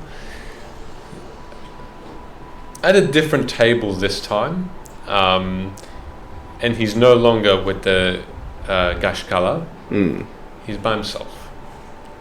He's simply on a round table that has either old mugs or his own that are empty. A platter of food that's half eaten, of fish, potatoes. It's probably about mid-morning when you see him. Are you seeing him on the same day? You're seeing him straight after? Yeah. Oh, sorry, okay, it's about midday then. Yeah. And he's just sipping from a mug of something and writing something on a piece of parchment. And as you walk over, he hasn't noticed you. I just sit there beside him, sneak up on him. Purback. Hello, Rook. Unsuccessful, I take it? Have you known me to be unsuccessful? What you asked is The first something time for everything, I guess. tremendous. What do you plan to do with the crown? Do you not trust me anymore? I absolutely do. That's my friend's request. They were at the castle with me when I was talking to King Boronel. The situation is that the crown needs to be returned at some point. That shouldn't be a problem. And I smile at him. And then pull out my rucksack, the blanket, put it on the table.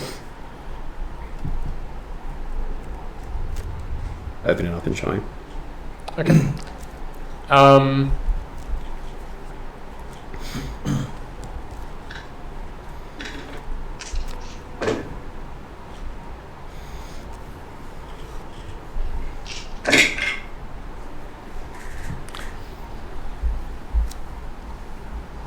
Herback takes one quick look at this and quickly, with his small hands, puts the blanket back over it and hisses and says, What are you doing?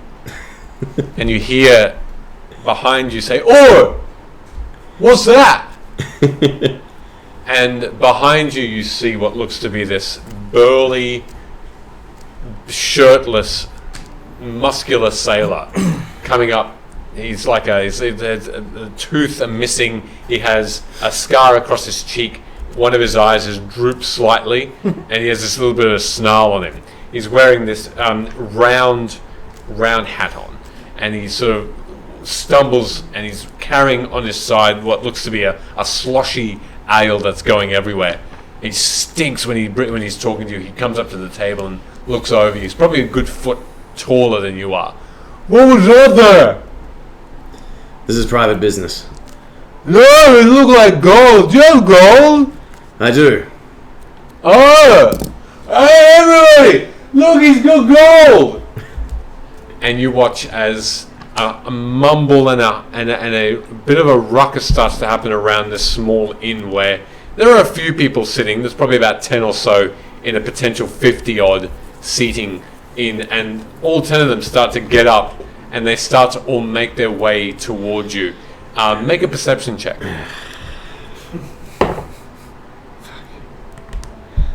9. 9? Yeah. You see 3 of them seem to start to take out what look to be fishing knives, and one that looks like he's putting on a knuckle duster. As they start to, on all shapes and sizes, there are a couple of halflings, all very sailory looking with the ripped tunics and the shorts, sandals, sinewy muscles. All 10 of them start to make their way towards you. And that's where we're going to have our break. So, it's 8:35. Stress. We're going to come back here at 8:45. And we'll see everybody then. Let's see what happens. Thank you once again so much for the subs. Oh my gosh. Very, very grateful. See you soon, everybody.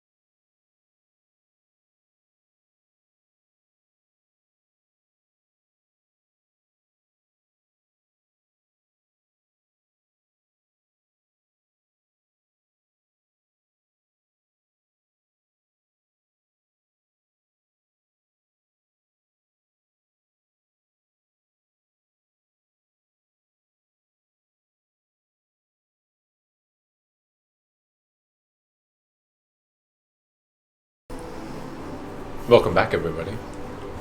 While we're waiting for the Amazing 3, there's a really cool website. I'm just gonna shout out Giant in the Playground. Have you guys heard of Giant in the Playground before? No. They have a ridiculously large amount of really, really cool D&D forum information. So people just go on and talk about a particular rule or something, and then people have their say on, and this is with all the editions as well, all the D&D editions. And you just go on there and you post a question and you get lots of answers. So you might have a class question of yours, or you might have a question about, I think there was a recent one about nets. I brought up a list of magical items that have a bit more of a realistic gold amount that they're worth as well. And that's my bread and butter. That's sort of the place I go to first for. Oh, you've said that to me What's before. this? Yeah, Yeah. that's right. Yeah, I think I did. Yeah. Correct. It's a cool forum called Giant in the Playground. Oh yeah, I found them as well when I've been looking at like really niche questions. Yeah, they've been good really, stuff. really useful. So, post in the chat if you use these guys as well. You're not even in the picture. I know, I'm still eating in the corner. Oh, we lied. Yeah. That's amazing. Hi.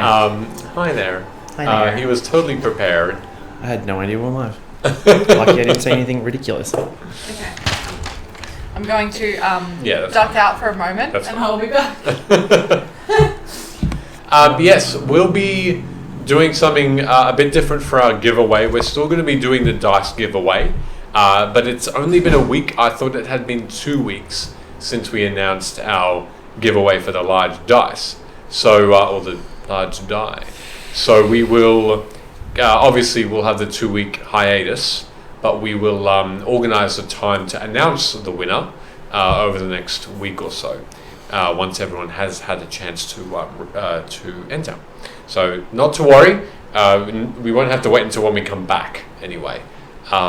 Also, just while we're waiting to bring it back in, post what you'll be doing for Christmas. Is there any other DMs out there? Are you holding off? Are you going to go right through and do your normal D&D sessions every week? Let us know. But otherwise, I need more dice. And I am... Oh, they do a. Did you see John the Dragon said that they also do a comic? Who does?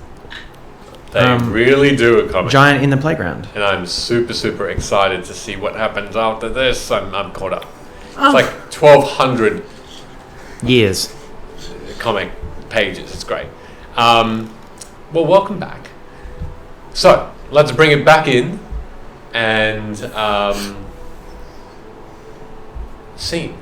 So, Purback at this point quickly puts the precious package into a small bag that he had secreted beside him on the ground. Whispering to you, he says, "Yeah, you are trustworthy, Rook, but you're a little bit airheaded."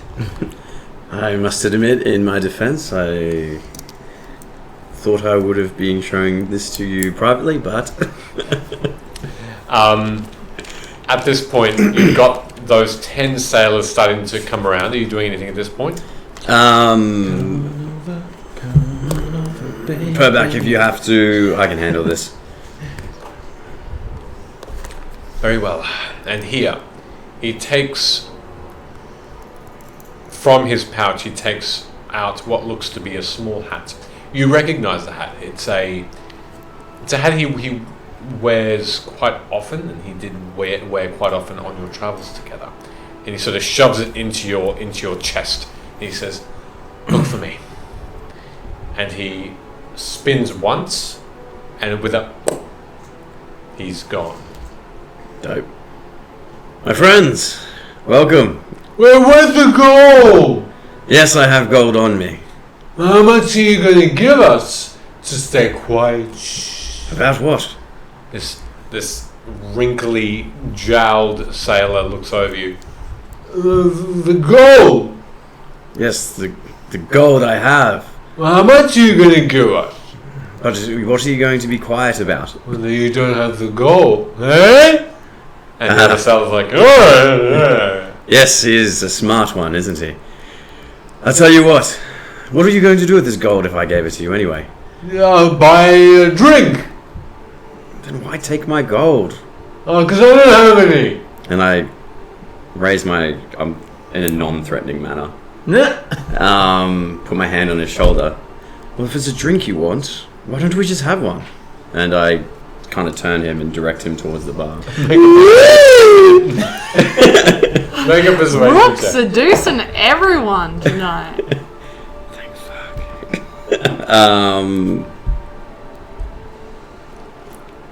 It's a 17 with my page loads. Plus 3? Buffering. Plus 3, I think it was. Buffering. Yeah. Plus 3. So 20? 20, yeah. Well, that sounds like a good idea. Okay. And he turns and he talks to the other sailors as he says, well, he's going to give us a drink. And everyone else was like, oh, yeah, drink. Oh, yeah, drink. Drink for me too. Oh, I want one too. And they all start heading towards this very small circular or semicircular bar. And this innkeeper, this barman, was just this very old gentleman with a white beard, just sort of stares in shock as all of them congregate to this one spot. Oh, I want an ale. I want the best ale that you have. Oh, the wine. And so it's just these cups filled with these like 2 or 3 drinks each get put. Don't forget me, I'd like one too. And the barkeeper just shouts over the top, what do you want? Just an ale. And that now gets put in front of you as well. He sort of does a quick math. 13 gold pieces and 30 silver. And before I pay, the guys next to me, the toothless man, the drunk, you're a sailor, yes? Yeah, And your friends here, they're all sailors as well. they're my friends. And have you ever been to the Lazar Principalities? Yeah, a couple of times. And it was 13 gold, was it? Yeah. I'd pull out 26 and put it on the table and say, let's make it one more round for my friends that have been around the ocean. I'd like to hear about the Lazar Principalities. Yay! The whole cheers in the room as another round gets brought out of a couple Very of. smart. What do you want to know? Tell me of your adventures out there. Just Biffle. what? There's a lot of fun stuff about you going down in the chat right now. Okay. Well, there's heaps of things happening in the Lazar Principality. This is a raiding where I was part of the dragon's beak, and we went and we raided many places. You faced dragons.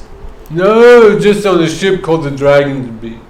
And raided colonists and raided other ships as well. Fantastic. It was good. It was a great time. It was in my youth. You no longer sail the Lazar Principalities.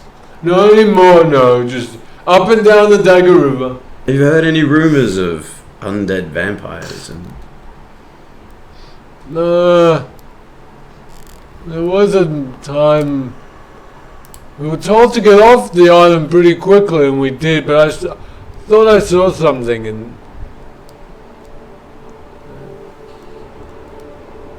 no, I didn't see anything. I continue to ask him about his stories of sailing until he's drunk enough to head back to the my friends. Alright. Probably another hour passes, and then they sort of get a little bit too drunk to continue cohesive speaking, as you get a bit more information about the Lazar Principalities, how there are different lords and lordesses over each island, and different amounts of ships that are under their control, and how they raid each other, trying to overtake their own islands. And Someone wrote, he said dragon! It's canon. And how the control over the islands are made up of just different people rather than just the one person. There's not one king. There are princes, but no kings. And it's just a hashtag.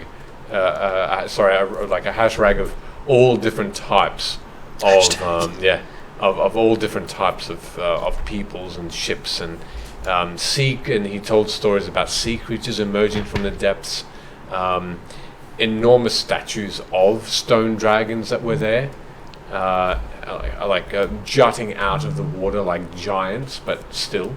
And you finish this. What's that? What's his name? His name? Yeah. Gork. Gork Fitting. McGee. Fitting. I liked it. Before I leave, can I take stock of the room if there was anyone else that would have noticed, unfortunately, what I've done, what I did? Or is this just the rabble that was in there? No one really comes in or out during that time. Every now and again, one or two people, but no one takes notice. It all seems very like just a very drunken inn. This side of Shan, it's certainly not uncommon to see. Gork, it's been a pleasure. Have this 2 silver coin and get some rest, my friend. Gold. Yes, gold. And I take my leave. All right. He's been nicknamed Toothless in the chat. And John has written a backstory. Thank you, John. So, you end up back at the Inn of the Golden Sun. 26 gold, remove? Yes. Okay, cool. And you meet up with your friend Did I actually put it down? towards the end of the afternoon, turning into evening. What are you doing? Not you, her. Huh? Amara, what are you doing? Oh, You look angry. yeah. There's this thing I'm working on and it's not working that well at the moment. Yeah. You keep staring at people. Yeah, so I learned this thing. Well, I guess I didn't learn it. I'm learning this thing back at my monastery. And I kept trying to come visit you, but they wouldn't let me in. Yeah, it was pretty intense. But I have learnt, or am learning, how to do something You're cool. learning? Hey, can you stand up? I am standing up. Oh yeah, he's I'm just standing. short. Sorry, height. That was probably really offensive. I'm sorry, Gunnar. I'm gonna try and push him with my mind. Do a percentile dice. Can it work this time? Can it work? Okay, I'm gonna use the right dice this time. 43. You almost feel the focus emanating around you, and you sense the small plant in the pot moving at your will, and sort of almost it's just off target, it seems.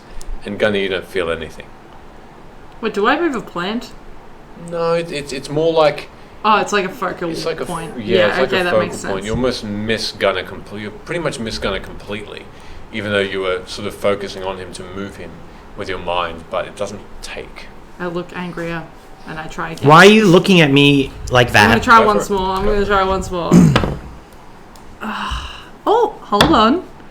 89. Okay, Gunner, can you make me a?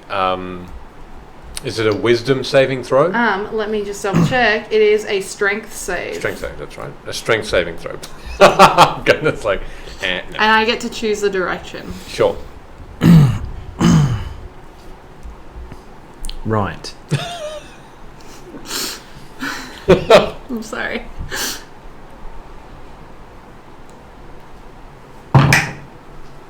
Was that a nat one? Negative He's- 2. -2. He's going to, rather than away, it'll be towards me. 5 feet. Okay. You're close enough as it is, so Gunnar, when you suddenly shift... Can I accidentally headbutt her? Yeah, in the shoulder you can. Yeah. Like with my head Yep, on yep. whatever part How of her tall are body. you? In feet? Hang on, I've written this down. I'm kind of curious. 4'5". I'm 5 feet. Ben, gonna roll towards So I her headbutt your dancing. chest. Yeah.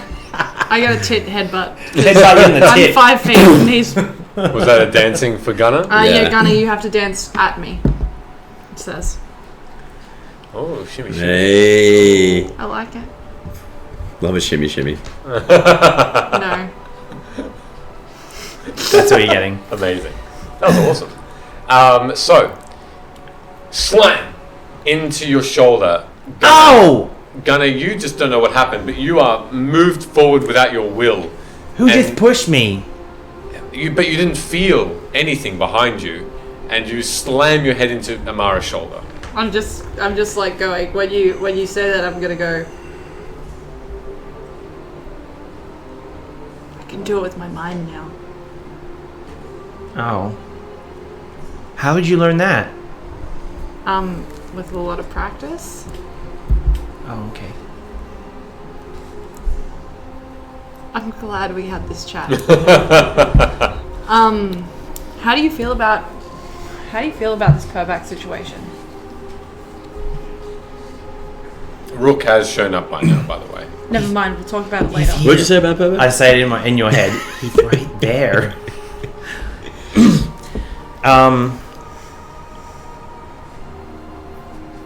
Oh damn.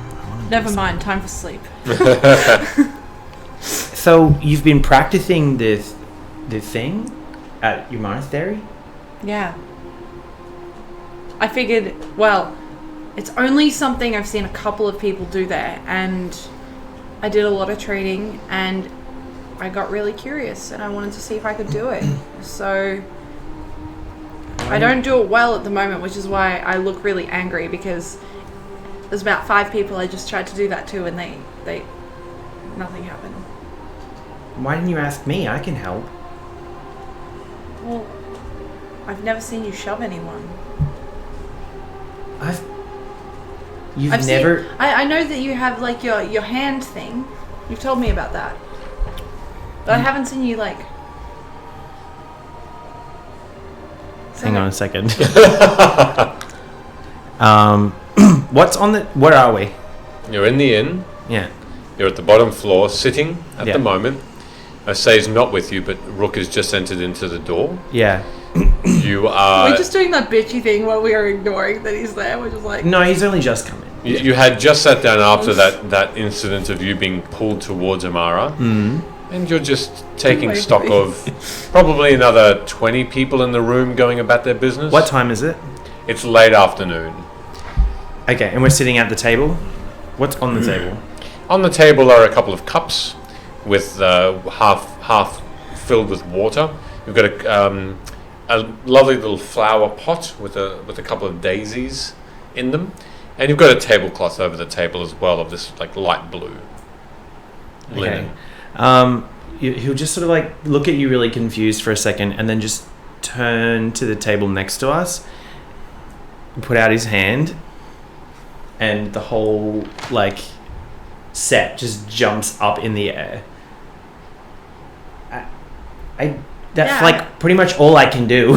No, Gunnar, you're not listening to And me. then I'll throw it against the wall. You hear crashing of cups and cutlery, and the flower pot on that table just shatters, and you see people in that vicinity towards the front door just look up and Gunnar, I just said to you, I've seen you do that before. I understand that you can do that. Yeah. I haven't seen you do it to people. I haven't seen you try and push a person over. I focus on people. I'm not focusing on objects. I could do it to a person. Yeah, I didn't know that, is what I'm trying to say. Oh. Well, it's all pretty much the same. Okay. I don't know. I haven't used this stuff before. Do you- Most I've been able do to you- do with my mind is talk to people. Do you still need help, or are you done? I mean, yeah, if you can help me, then great. Maybe not tonight, because I'm feeling quite agitated. And I don't want to hurt anyone. Okay. Maybe later. Yes. But a lot of my abilities are ones that I knew already, but it's kind of like they're You know, sometimes when you like are trying to remember someone's famous, you can see their face, but you can't remember their name. I've only met Barclays. Okay, that's a bad example. What about if you're listening? Wait, you're trying to remember a song, and you can like almost hear the melody, but you can't remember the words. Yeah. It's like that, and Oh, okay. I'm trying to put everything back together. And Missing a piece. a lot of pieces actually, but what has helped is your meditation that you've taught me. But I think I've found a way that works better for me, and maybe when we have some time, I can help you with some of the things that I've discovered. Maybe you could show me in the morning before we leave. Yeah, okay. I would usually meditate then anyway. Maybe we can do it your way. Okay. Like, look. Oh, hey, Rook. You look. Yes. You look happy. Are you drunk? Maybe a little. I did catch up with Purback. Does he have the thing? He has the thing. And for your information, and I turn to Amara, we'll be getting the crown back. Great. That's good. Did he say when? Don't say we though. We didn't agree to this. Well, this might be something that you didn't have an opportunity to agree upon. We kind of tied to it still. So whether we like it or not, we're Thorum 3.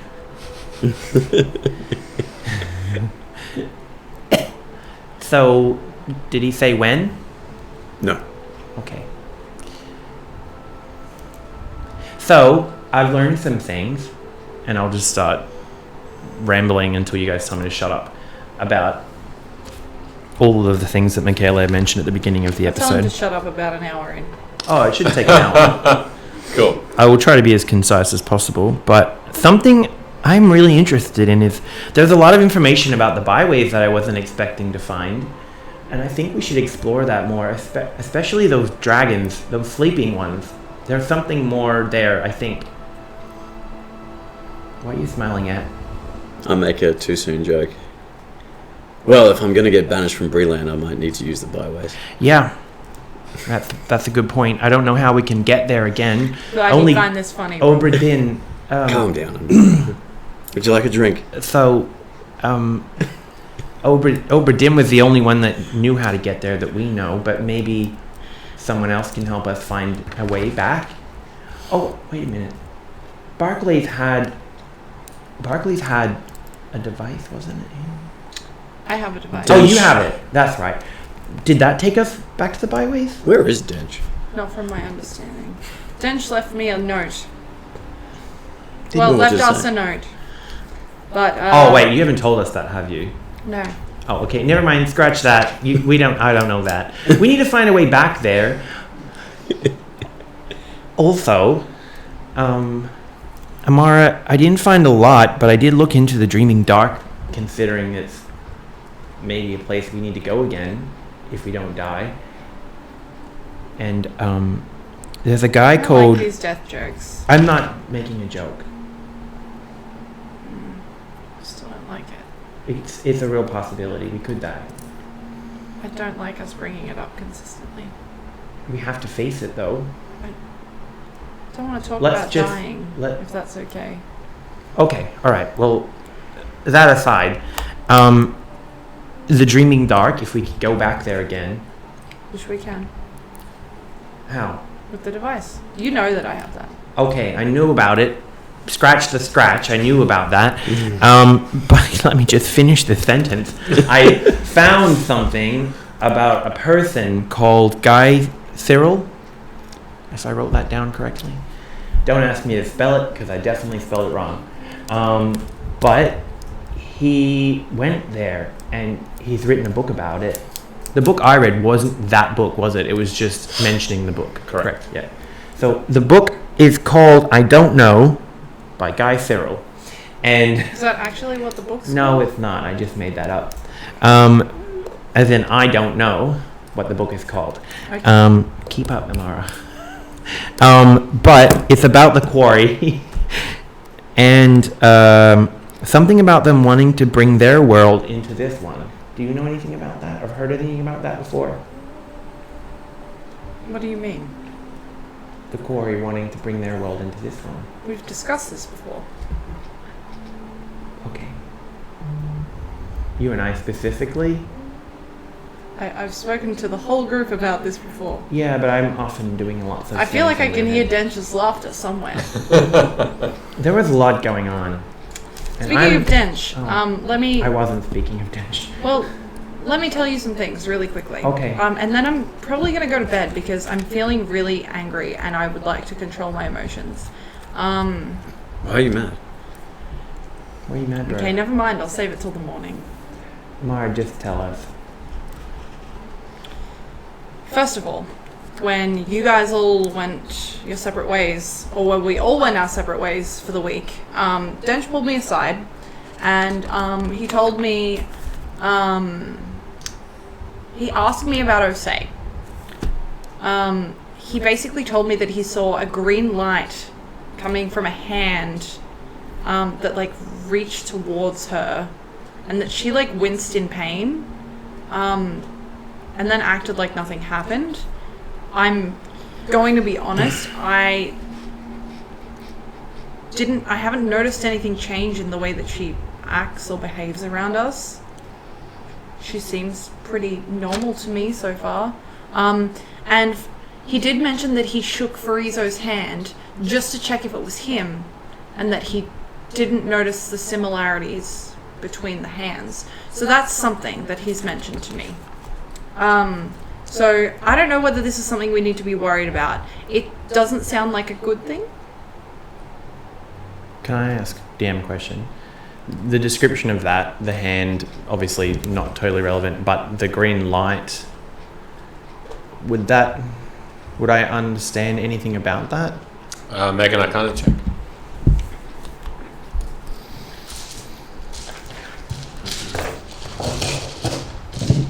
Fuck you. That's 2 natural ones in one session. You can go over there. I'm definitely going to use my...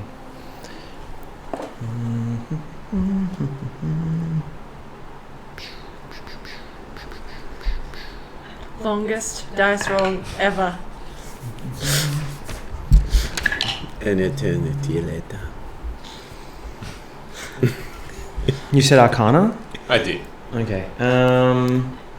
16. Yeah. 16, okay. There are plenty of spells that have a green aura to them. I was thinking more like a school of magic or... School of Magic? Go away. In terms of... There are 2 specific ones that green as a colour or as just a magical effect can take place the most. Mm-hmm. And that is necromancy and also enchantment. Enchantment. So that's all you really gauge from the description of what Mara was saying. Also, Dench left behind a note for all of us, and I'll pull it out of my cloak. What does it say? No, didn't she? It says that he met a warforged called Think. That's right? Okay. You think she met a warforged? Shut up, Brooke. Okay. who was selling weapons with similar engravings, or had weapons with similar similar engravings to the giant warforged that we fought. And also there was a powerful wizard involved. Don't jump to conclusions, because there wasn't enough information there for me to jump to a conclusion. Are you suggesting that I was involved? Just kidding. That was just being silly. But I think I know what you're saying. We assuming, right? Yes. I don't think it's fair to draw that conclusion. But that was what you were thinking. That's what I'm thinking that you guys would think, yes. What do you think, Amara? Yeah, then what do you think if that's not what I you're thinking? think innocent until proven guilty is what I think. Did it just say powerful wizard, or Is it did a powerful wizard? did it say like a male or no?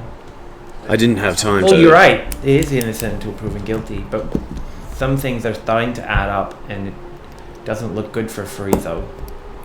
Actually, while they're talking, I'm gonna just close my eyes and scry on him.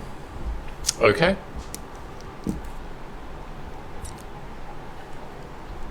I don't have to use any components for this. I just close my eyes. and- Wow. Why don't you do that? Okay. Whatever you want to do, we'll assume it's going to be at the same time. It's concurrent, yeah. The scrying spell doesn't have a saving throw. He will know you're scrying. No, it has a saving throw. Yep. Okay. And he doesn't know unless he can see the sensor.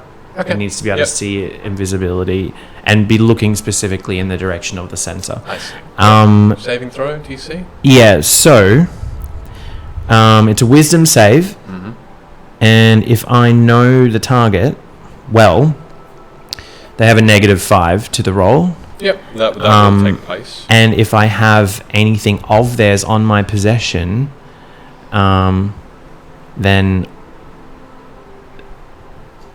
they have another -4, so that'll be a -9. If I can remember specifically, I think I do have something of his. It was his house key. Yep. Nice. Yeah.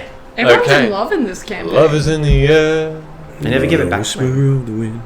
Never asked for it. Nice. Okay, so -9 Yeah. to the wisdom. What's the DC? 17. 17. Okay.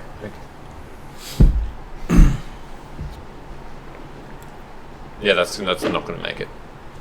He saves? No, He doesn't save. he doesn't save. Okay. So you can see exactly what's going on. Okay. Sounds as well, or simply sight?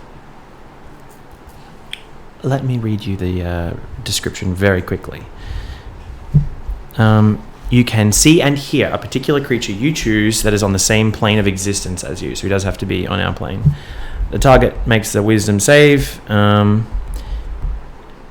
which is modified by how well you know and have a physical connection. If the target knows you're casting the spell, it can fail the saving throw voluntarily, but it doesn't necessarily know it unless I'm telling them I'm going to do it, I guess. Okay. Yeah. So you bring your mind outward and you immediately understand where he is. He is in Corvair. And once again, almost like your stomach has flipped on its head, you soar above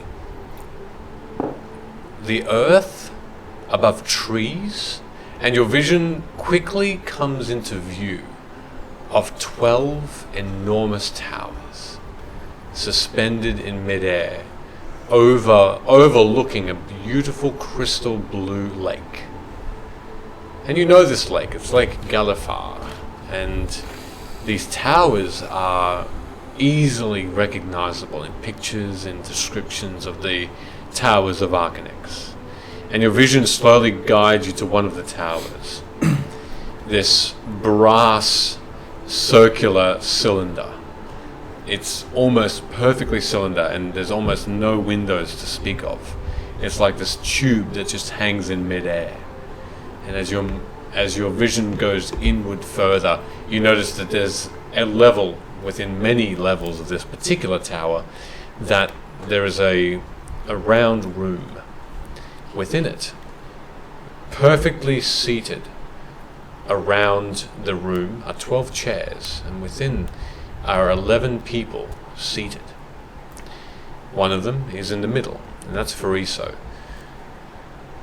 who is shouting, talking over the top of the others. And looking at them, again reading about what you understand to be the 12 Archmages, one for each house of Corvair. House Kenneth, being the mark of making, Malestra is sitting. He is directing his attention towards her and shouting at her. He then moves over to House Deneith, a human male, quite tall, which you know to be Tev Arena, the Archmage of House Deneith. Tina Arena. Tev Arena. I just laughed so loud in that. She's in the Thunderdome. That was less funny. I'm joking. I'm laughing on the inside. What house? House Deneith. House Galanda. The Archmage Jess Deloria is there as well, seated. Each seat above them having... this is definitely an official meeting room. A beautiful mosaic floor. Different beautiful sceneries around on the floor there. Above each of these seats, a massive banner of each house. House Galena. House Jurasco, the House of Healing. A small halfling that you know as Fint Verini resides and is seated, and they all seem to be sort of taking a step back as sort of a seat back. They're leaning backward while Fariso is Unleashed. tearing into them. House Kandarak, the dwarf male, Duke Runinont.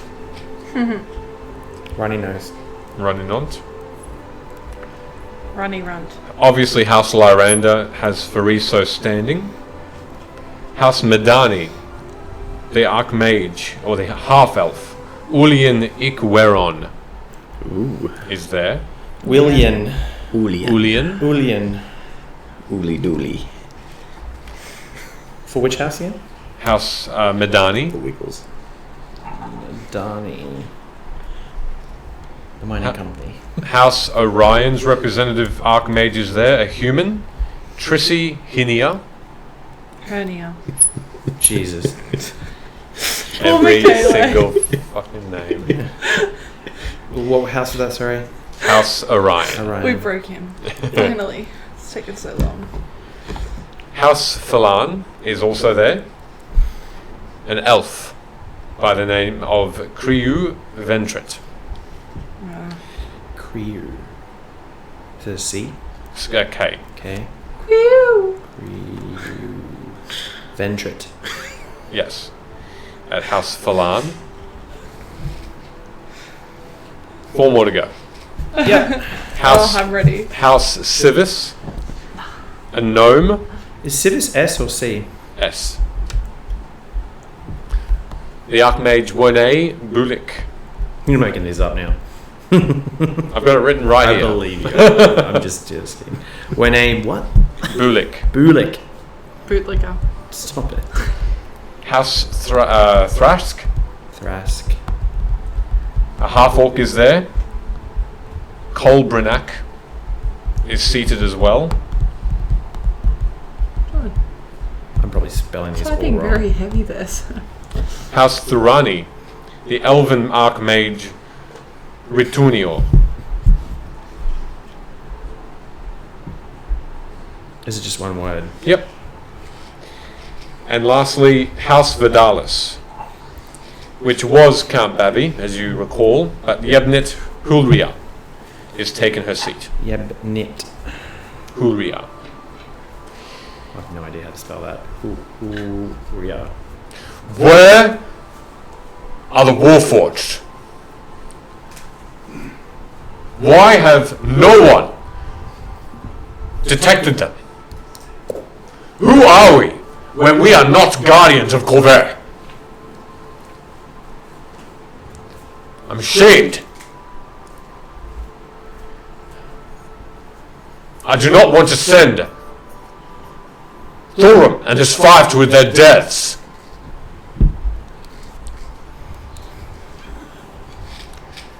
We must aid them. Give them every advantage. Then they go to the Red Death.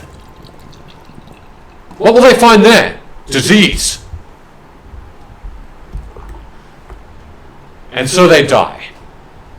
He sort of looks from one person to another. Then what? We have no guardians here. It's just us. We have our own tasks. We've been keeping the Red Death at bay so far. We have not done enough. We have been following the Warforged armies. We have not done enough.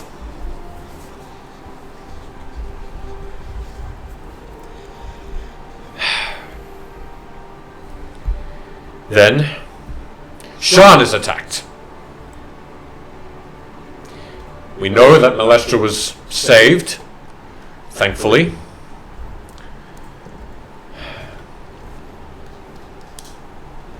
We have not good reputation currently.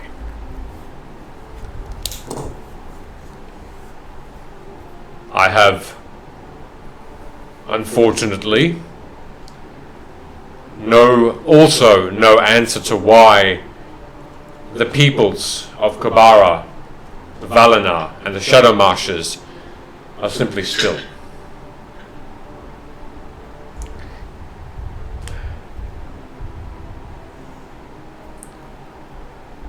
We are at a loss. Ulian and the House Madani Archmage, the half-elf, stands, gives a quick nod. Yes, very so.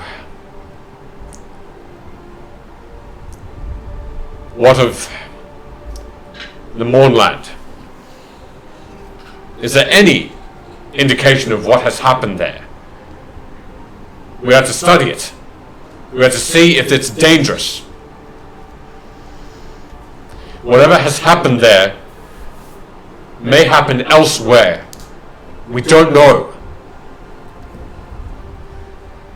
Your kings and queens in their respective countries need protecting. You have your apprentices. Let them do the work. You have your own tasks. We have agreed that I help the 5. I'm trying to do so. But I cannot if my attention is being diverted.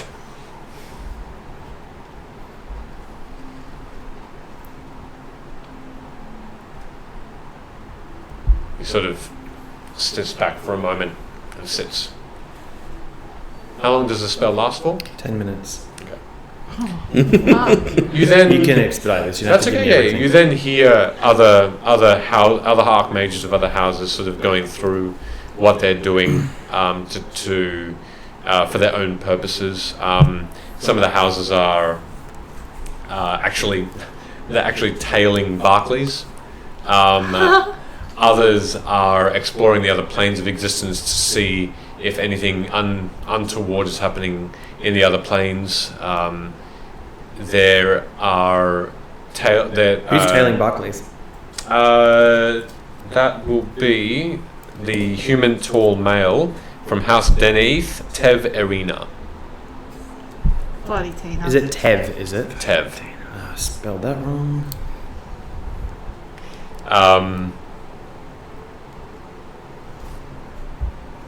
Malestra gets up and she says she's keeping an eye on Shan, making sure that no other, Warforged or other weird things happen in Shan. How does she look? Make a perception check through that.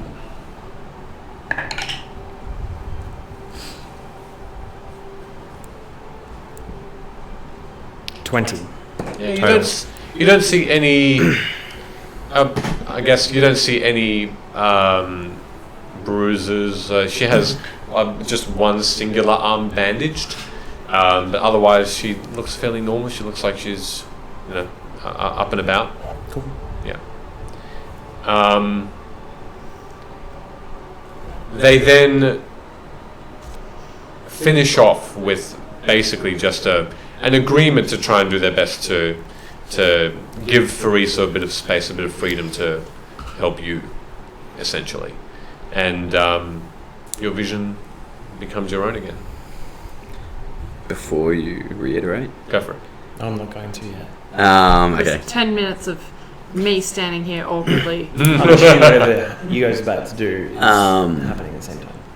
I think maybe more impactful. You hear in the back of your head as you're doing that the message I sent you, and I've pulled out the letter and showed Amara the information I got from an elven woman, I believe, that was dressed in pink, that was crushed underneath the Warforged, and continue the conversation. Where did that come from? With Someone Amara.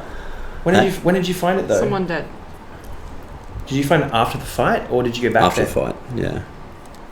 Okay. And talk to Amara and say, I'm not entirely sure.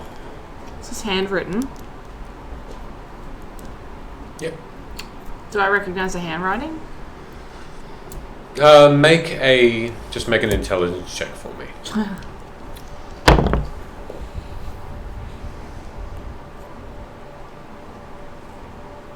I need to ink these. 8. Nothing really. No, it's fairly nondescript.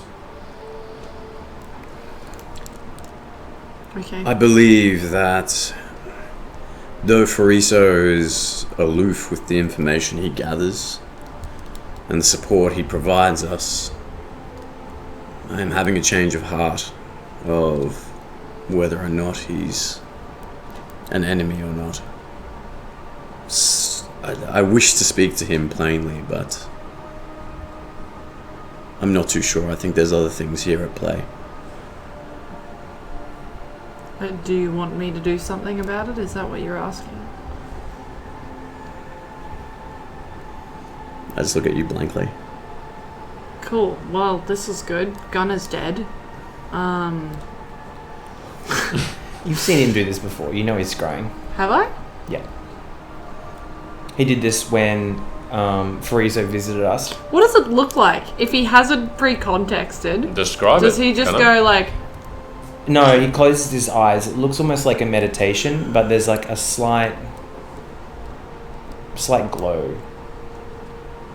Gunner's glowing. But he I did this thought you- last time when he searched for the Warforged, and he told you where that he had found them. But then we got interrupted by the attack, and then no one asked him where they were. We just found out later somehow. I thought you wanted us not to assume it was him, so Yeah. I'm telling you. Thank you. Great. It's almost like you should have listened to me. Okay. What What is it you want to do here?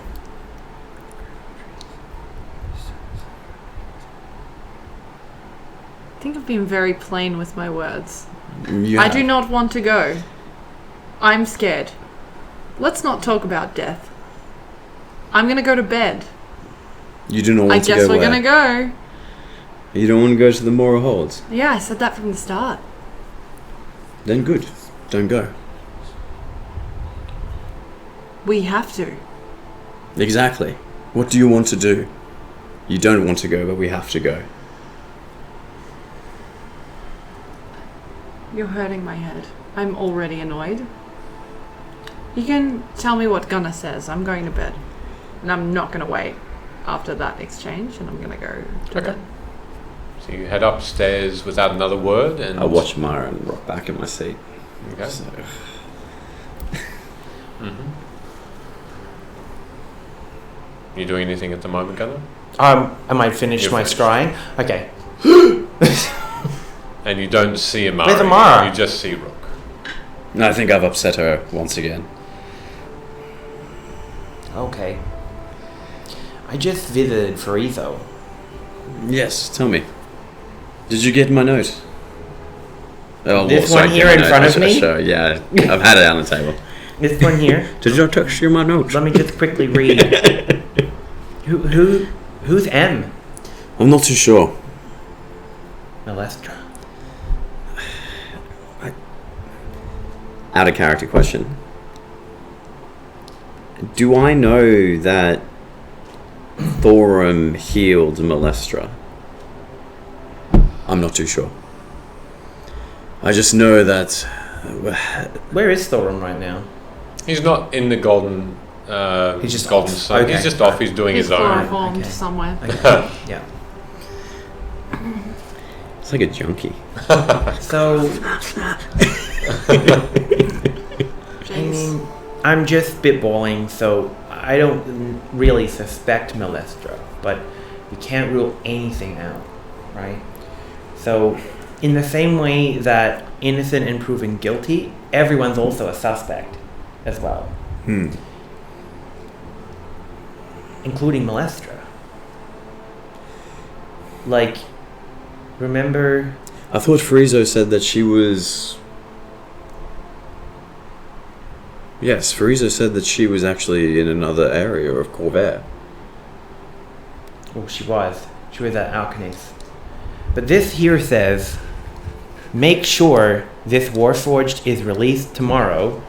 You do not want my wrath, while I continue our Lord's plan from afar. I didn't catch what the person looked like that I got this letter from. I was investigating the... Contact me through the ring, if need be. M. So if Molestra is at Arcanix, she was there. I don't think I stipulated that. The whole 12 were there. When you scried. Yes, they're at Arcanix. And Frieza was angry with them. He seems to be angry that they're not doing their jobs. They all have a task of some description, and one of them's even tailing Barclays, which I'm a little bit concerned about. Maybe we should let him know. And what of Friezo? Well, he claims to be trying to support us, but I don't know how well he's supported us so far. I know he's done some things. I don't want to take that away from him, but it just feels like it's only... Things just aren't adding up. I feel like we're not seeing the full picture. I was talking we to might be Amara, wrong. I wish to speak to Friezo plainly. Why are we afraid of him? If you're trying to catch someone in the act, you don't ask them. Especially if they're doing something bad.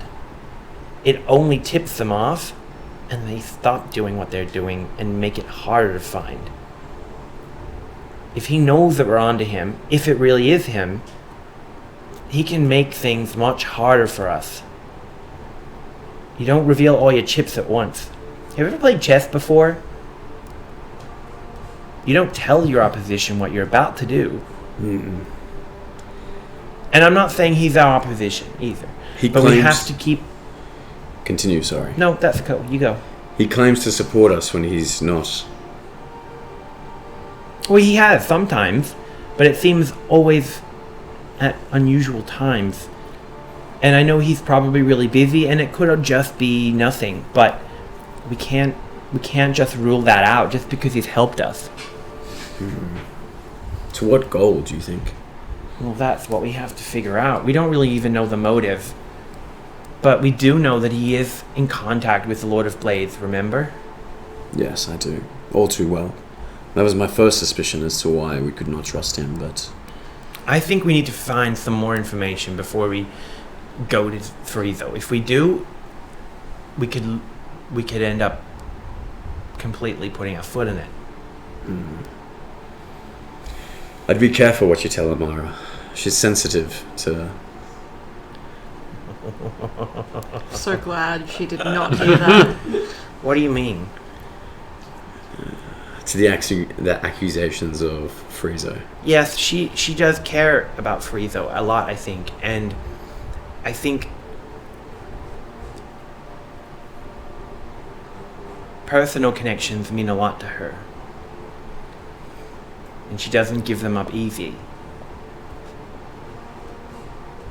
But we just need to stay objective. You're right.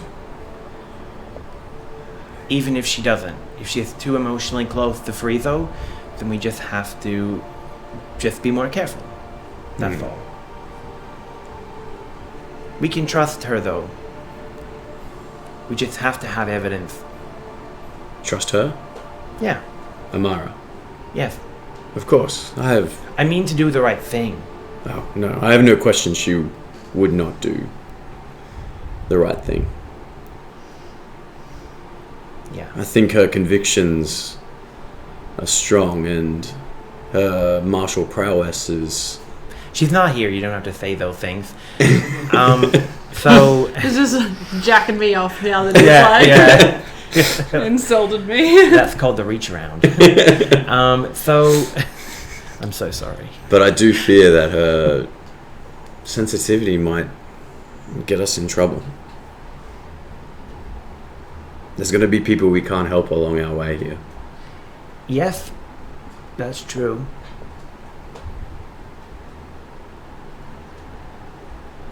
But I think that's not something we should worry about right now. No. It can't help us. And okay, this is an analogy I heard someone say once, and it probably doesn't make any sense, but I think maybe you'll know what it means. But someone I heard once say in a bar, you can lead a horse to water, but you can't make it eat hay. I think that was how it goes. I think it's drink water, but I get what you mean. She has to come around on her own. That's her journey. That's her mind, and it's a very strong one. You saw what it did to me. Did you see what it did? No. She can move stuff with her mind now. Really? Yeah, I didn't even help her or anything. She just learned on her own. That's pretty cool. Yeah, I can still do it though, so... Can you move this? And I put my... Do I have a beer? You have an ale? My Stein. Is it in your hand? No, I put it on the table. Yeah. I will just catapult it at the wall behind you. Just the majority of that drink is now gone on the wall, splattered. What's it made out of? Dripping the wood receptacle. Wood. I would imagine it would splinter. It's crashed. Yeah, it's gone. I must admit that's pretty cool. I could teach you if you want. Yeah. That's I don't have an actually aptitude the easiest. If you had to pick a number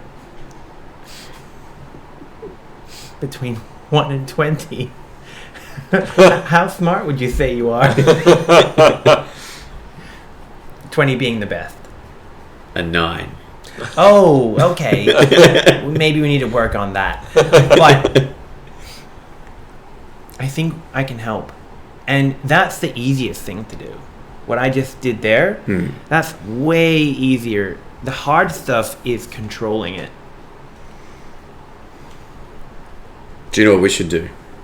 Tomorrow we journey forth, yeah? Out of question. Yeah. I should move Amara's bed onto the roof. Oh my god, don't do while that. she's sleeping. I pull out a deck of cards, and it's the Gwent that Barclays gave me. Did you ever play this? Yes, I tried to. Remember in the byways. Remember I tried to play cards. Indulge me? With the story? with the cards, with a card game. With a card game, okay. Just to wrap things up, I'll get your input. Not playing it, just wrapping the night up with it. Yep. Yeah, the evening continues with you and Rook playing some rounds. Just one more thing. Yeah, please. I did learn a new spell, and I want to show off. So, does this card game involve you drawing a card? Mm-hmm. It would be, yeah. I will cast a new spell that I got from my mark. Tense's floating disc. And it creates a 3 foot, 1 inch thick horizontal plane of force. So it's, I'm assuming, completely transparent. You can't see it. And I will place it over the card deck right as you're about to reach for the cards. It lasts for 1 hour. Okay. This game. and thus the card game pauses for some time, in fact. Much longer than you anticipated. No, I'll drop it after without a word from Rook. However, he just continues to try to draw a card and pick up the card Fingerprint. different ways without success. I feel like I'd be trying, you pick up a 5-cent coin off the... Yes. Yeah, you just keep doing it. Yep. And so the night passes. You eventually finish that game and the rounds once Gunnar stops with his trickery. And you do see Osei come past, mentioning that Captain Ildov Krog is in fact going to sleep here for the evening as well, and in the morn guide you on his personal yes. airship to Pilot's Tower. And thus you all rest, have a long rest, so regain any lost spells and hit points as you did the past week. And you, including the Tense's floating disc spell. And then as you awaken, you come down together, Thorum in tow as well. You meet Captain Ildov, this very thick grey beard and moustache that covers almost his entire cheek and into this very, very well-trimmed circular beard. These wickedly bright blue eyes with a hint of mischief about them. These furry grey eyebrows, this long, slightly crooked nose, thin, high brow with a small curls in his grey hair. And he's wearing this enormous feathered hat that's shaped like a paper boat,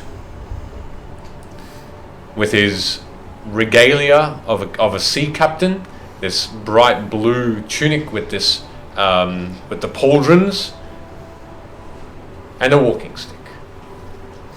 He comes down in full costume. Well, shall we? Shit. You're rather chipper for this time of the morning. Oh, of course, sir. It is by far the best type of morning. Did he say type or time? Exactly, my friend. Okay. Tally-ho, then. Can I just say before... Say just does this and...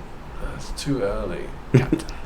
Before I came down, I would have liked to have woken up a little bit early. Yep. Do my sort of regular morning ritual of pooping, shaving. Yep. No, not really shaving. Looking through my diary, adding a few entries in here and there, and then I'll very quickly glance. I realize I'm still in possession of the bag of holding, and I'm just gonna tip it up and pull out everything. So this is early. This is like long before we go down for breakfast. Yeah. and I just want to catalog it all. I'm going to Sure. write it all down. And I had a conversation with a particular player that used to be in possession of this bag, and he said to me that all of our gold was actually in there. So I would also like to... He said he took his share out before he left. Yep. But Hell yeah. all of our gold is in this bag. However much we got from that Hear that, Thorum? We get the gold. demon... No, Thorum doesn't get the The gold. demon chest and the others. Now, I'm not going to expect you to tell me what that all is right now, but I'll, at some point, liaise with you. And Yeah, sure. we'll make a list. Is that Yep. okay? Because I want to start tracking that. Yep. Cool. No And then I will go back down. All right. No worries. As you go down, and you all come down at the same time, or around the same time, and you meet Captain Ildov Krog of the airship Kite's Wind. Are you doing anything, or is he leading you towards the airship? I have to pick something up. I think it's... I commissioned something from Ragav Thal, and I'm going to send a sending to him, and I'll be like, Can he send it to the tower? I don't know, I'm about to ask him. And I'm going to say really fast in his head, hey Ragav, it's Gunner, oh my god, is it finished yet? I forgot to ask you, we're about to leave. Yeah, I'm sorry, I just woke up. I'll send it straight to Pilot's Tower Express for you. Yeah, he's going to send it there.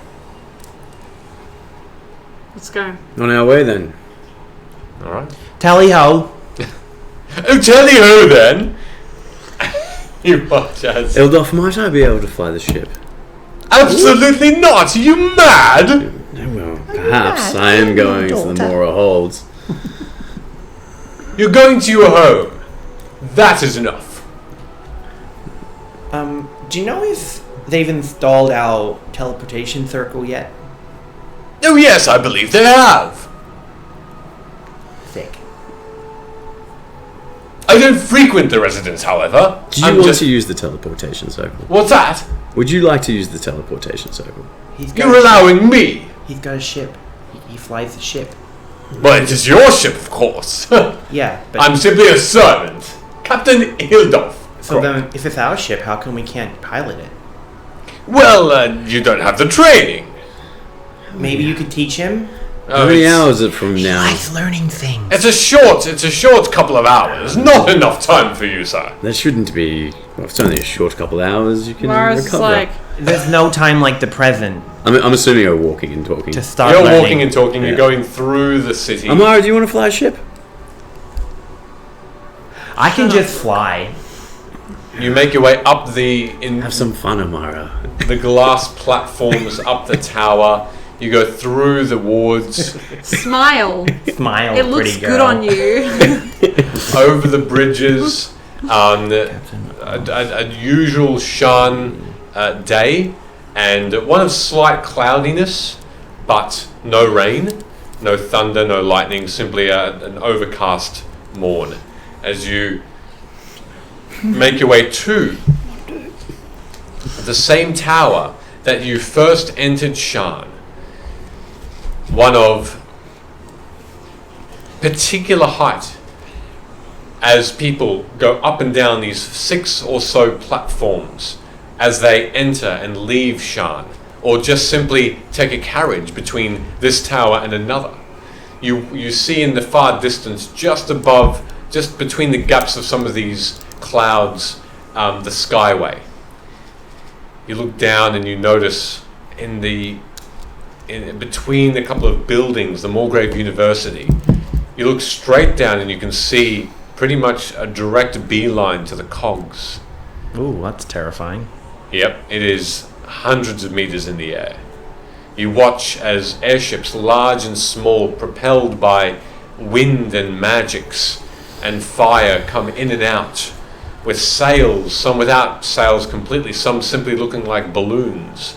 Carriages manned or horsed by griffins. unicorns, pegasi, rich nobles. You see a couple of beings that have been put onto large, what look to be brooms, that they're flying through the air. You notice that the lifts are endless, going, and you see in the far distance more towers, more people. You even think, before going onto this smaller airship that is called the Kite's Wind, you see Regav Sel's shop. This single-masted small vessel. How big is it? Is about 20 meters long and about 10 meters wide. A small one. With a single sail and what looks to be all wood, with small golden string that's sitting in between each plank of wood that glows. You see these large wings of tapestry on either side of this airship. As the captain looks behind you, looks behind him, takes your arm, Rook, puts both your hands onto the steering wheel, this large wooden thing that just, you have to stretch your hands wide to reach both ends. He looks at you and in low tones he says, "Don't crash us now."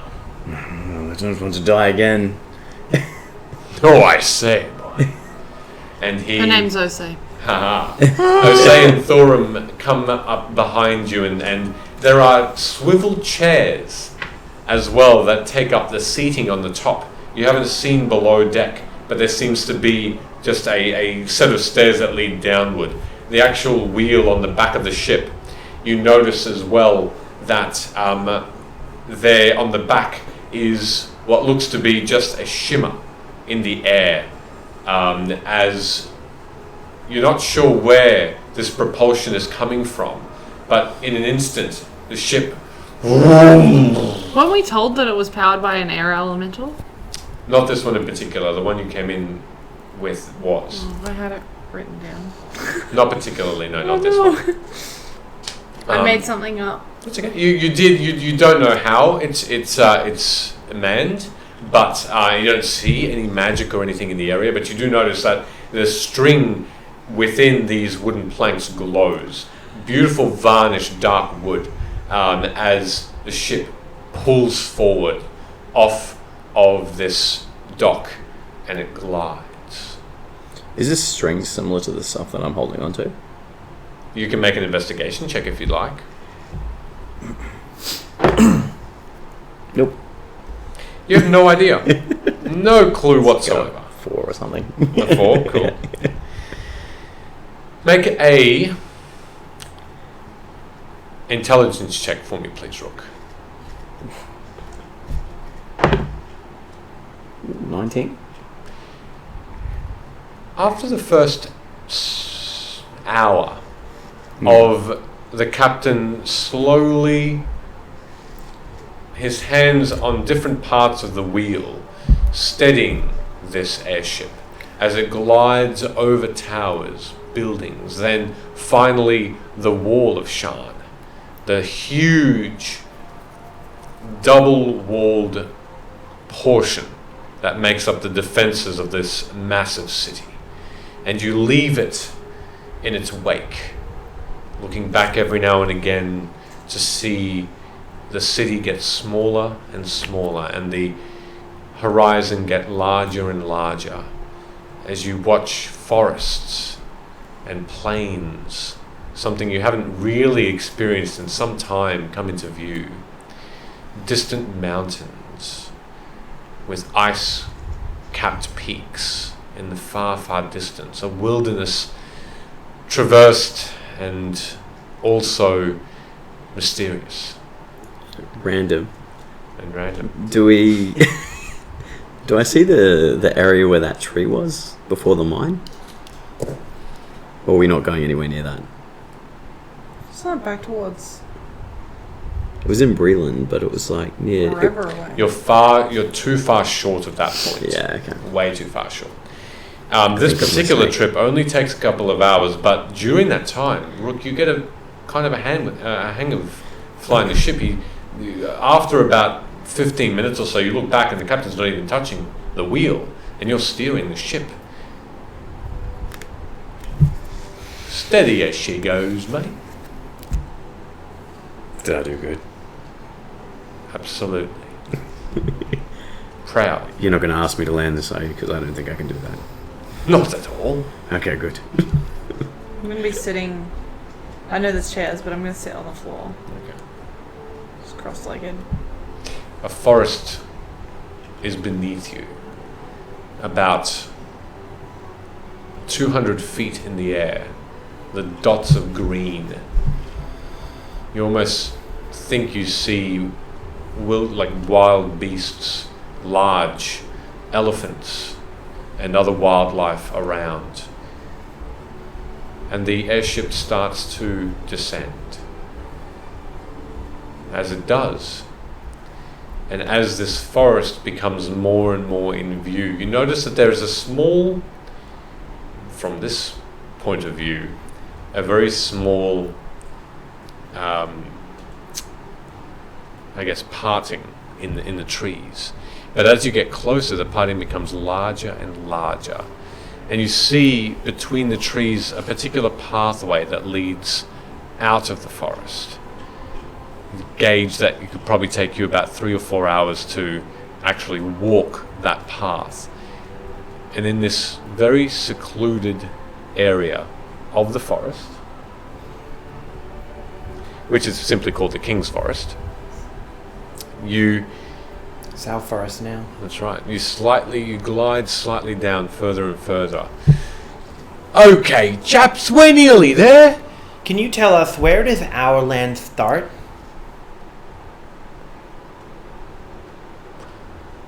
Right here. In the clearing. Okay. A Thanks. little bit outside the forest too. Okay. Do you know That's if cool. there's unicorns in our forest? Absolutely not, sir. As the ship glides down more and more, I think they're in the Feywild only. Yeah. Yeah. you notice that Interesting. there is a 3-storied massive abode in this clearing. Around it, beautiful tended green grasses, tall, wavy. As you get closer, the wind picks up again. You then notice quite a large garden as the airship slowly lands on the ground. It simply hovers slightly over the top of what looks to be a tall grey stone wall that encompasses the mansion within, and a gate, just enough, a large gate enough for maybe 3 people to walk in abreast, and 2 of Shan's guards, tall and with spears, on horseback, simply guarding this guardhouse at the front, which then leads to a beautiful cream-stoned pathway towards the residence. To the left of this mansion is a rising white tower that adjoins this house. The house itself, as you get off the airship and move towards the gate opens for you. As you walk in, the captain behind, Osei and Thorum as well here. You look in almost disbelief as you see a teeming of activity. To the right, that large garden looks even more massive from this vantage point, as the front area of this place, even before you get to the house, is a good football field in size, which is tended by what looks to be farmers, servants. There's a stable to the right, just before the enormous garden of vegetables, small fruit trees, corn. You can smell the fresh air, the wood that comes from the bark outside of this residence. You can see as well there are pine trees that dot this landscape. To the left is simply that tower and more greenery that's surrounded by this grey wall. The grey stone isn't uninviting either. It's quite light in colour and it has like mottled light blue stones within it.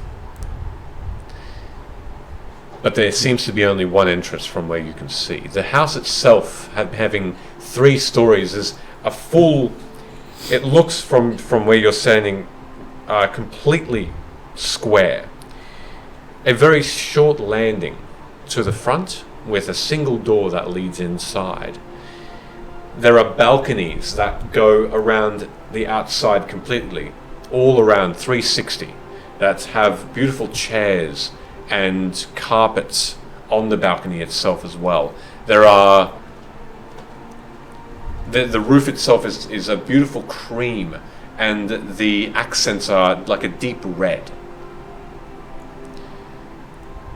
You see 2 people running up towards you. One of them, a small figure that's hobbling, that goes directly to you, Gunnar. Gunnar? This is from Agatha. And he hands you what looks to be a sheet that's wrapped with something inside. I will, again, telekinetically move it towards me. Okay. And unravel it as it comes toward me.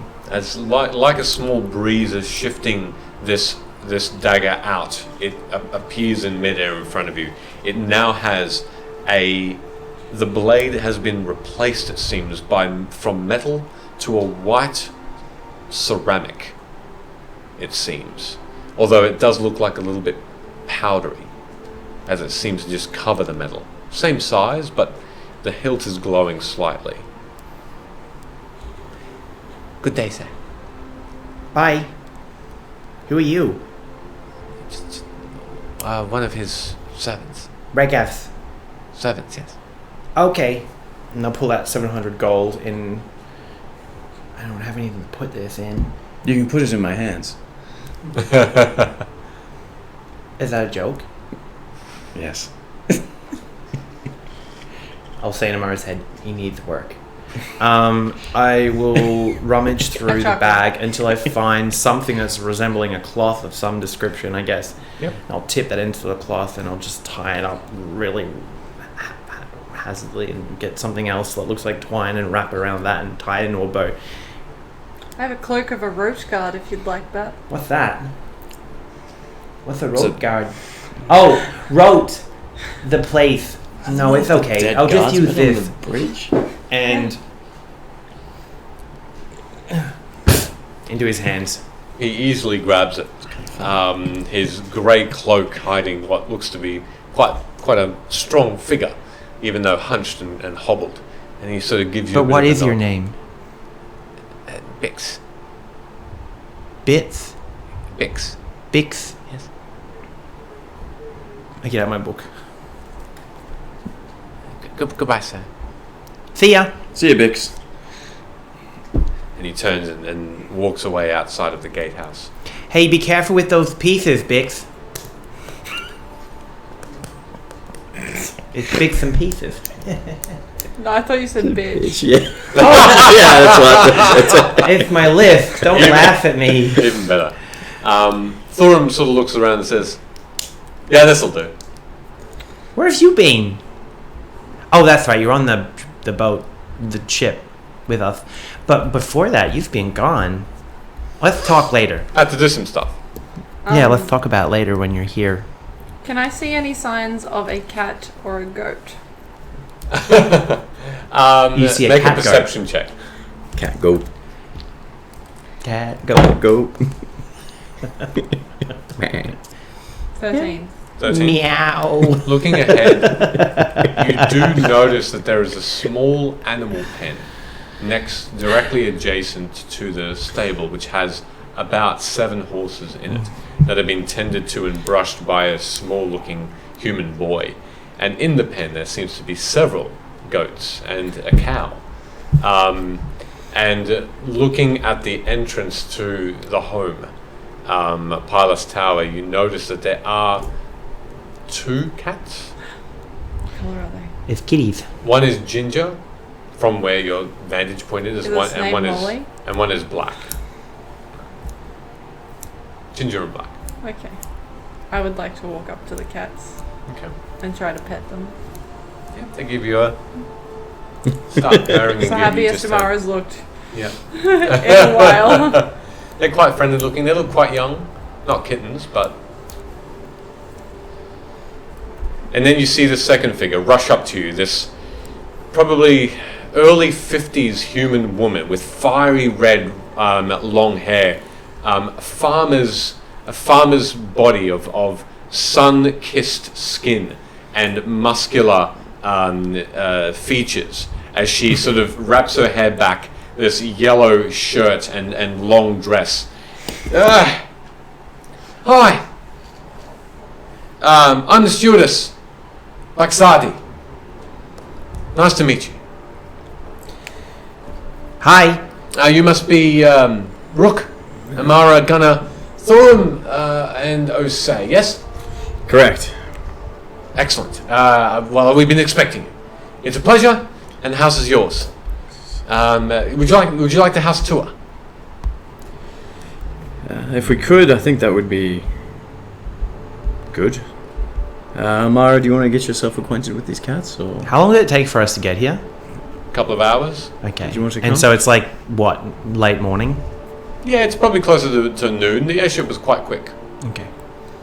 I'm kind of hungry. Oh, food has been prepared. Can we do the tour after we eat? How soon do you need to be off, by the way? When's Tomorrow, isn't it? Is it tomorrow?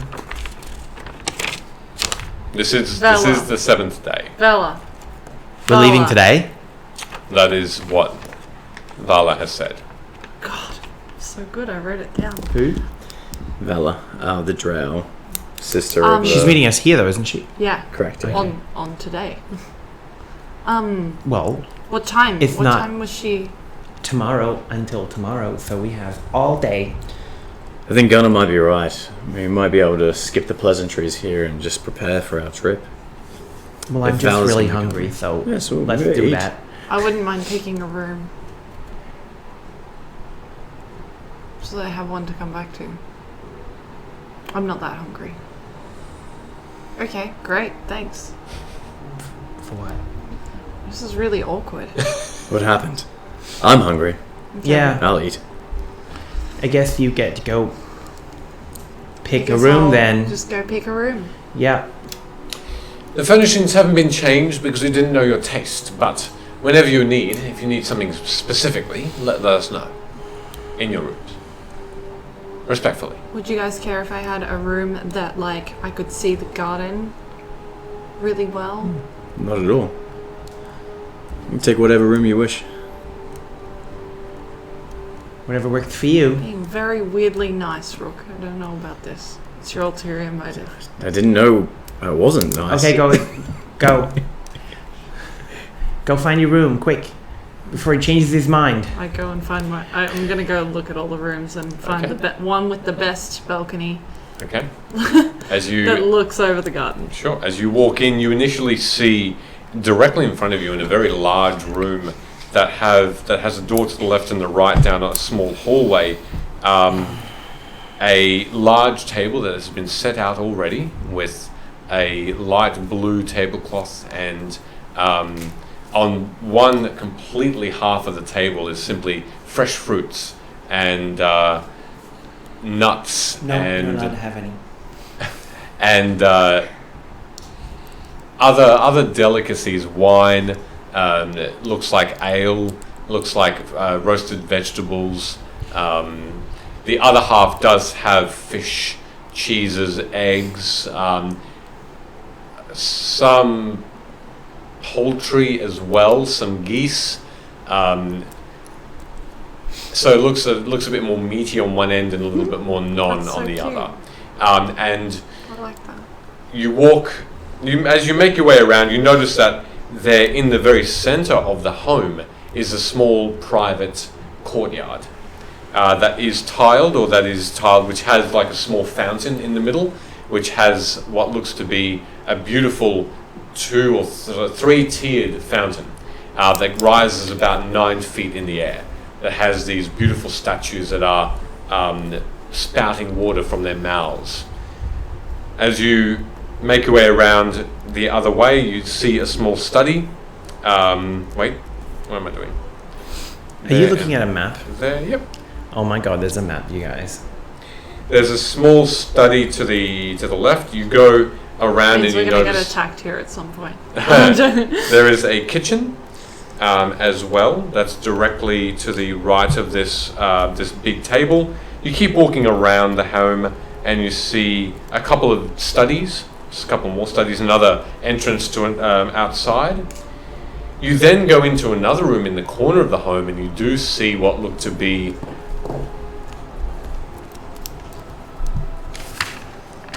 a very plain room, but for a wooden floor that has candles around the outside of a huge chalked teleportation circle. And it's being finished off by Fariso. He's sort of doing the last little bit. Vala is next to him, standing over him, just I pointing would stop at... them. You will or won't? Yeah, like I'll stop Okay. rather than keeping on going. Sure. And Fariso looks up and gives you a bit of a nod and says, "Welcome to Palace Tower. It's a lot more than what I was expecting. There's plenty more if you've just arrived. There's Yeah. farmland outside of the forest that's yours as well." The king's generous, is he not? Yeah, I haven't had a problem with the king, nor have I started fights or disagreements with him. Well, that's a good thing. Keep it that way. Vala is just telling me the final inscriptions to get you to the Mror Holds. How soon can you be ready? Sorry, I just saw a comment that I have to highlight because this is a really cool comment. It literally happened as I was about to reply. This is from username Slyano. Me and my friends in Norway have this stream in the background while studying for an exam. It's so cozy. Good luck. Wow, Good good luck luck with with your your exam. exam. And thank That's you so so cool. much. Yeah, thanks for the shout out from Norway. Oh, thank you. That's That's super cool. sweet. I Thank you love so it. much. Good luck on your tests. Yeah, good luck, guys. I don't have much to tie up. I can leave whenever everyone else is ready. Very well. What are we, where exactly are we arriving? in We're the going to Mror try and Holds? arrive in the last known teleportation circle that's still active in the Mror Holds, which is in the Temple of Moradin, the main temple to the dwarves, in Krona Peak. Okay, so we're not going to just peer in the middle of a war zone. That is what Vala is here for, to make sure that does not happen. Okay. I'm mere minutes away from being done, so do your things, eat what you can, prepare, and then gather your friends. I'll make my way back out, reconvene with these guys. Did you find the room? No, not exactly. Did find Fariso and Vala. Oh, they're here already? They're here, they're just finishing off the teleportation circle, but they're ready to go. So we need to eat and go, like now. And I'm gonna I'm gonna eat and talk at the same time. I was kind of hoping to learn a little bit more before we left. Not about this place, that would be cool, but about what we're getting into. I think I told you this, but I was researching the Drow. I didn't learn as much as I had hoped. I learned a little bit about drow. When? When I was back in my monastery. What'd you learn? They can be real sneaky. Yeah, I found that too. And that they are way more powerful in groups. But So that's we need to really separate them? maybe if we can. Attacking them all in a big group would never be a good idea anyway. But But if we get stuck, that would be the best option, to split them up yeah. somehow. But that's all I learned. Do you know anything, Rook? The small bits that I learned were that we need to be prepared for traps. They like to apply poisons. And DM question, was it Valor that told me that they're immune to poison? Mm-hmm. Valor herself told me that they're immune to poison themselves. Well, it sucks because I just bought a poison dagger. I'm not going to use it on them anyway. It's fine. How much I don't know did if I've pay told for you it? this because I've yelled it very abrasively, mostly out of character. But I have also learnt how to push poison out of my body, so I can't be poisoned anymore. Do you have to poop it out? No, Oh. Oh, you'll be handy in the... that and disease. Well, I'm told that they also like to use poison, so you'll be okay. I also picked up about 6 antidote potions, in case any of us are poisoned that we can use. Maybe We should, I mean, you don't have to, but I think it would be a good idea to spread them around. yeah, I was going to In say case- even if you give one to me and I can feed it to Administer it, yeah, in Yeah, case of you're course. out. I bought them for us.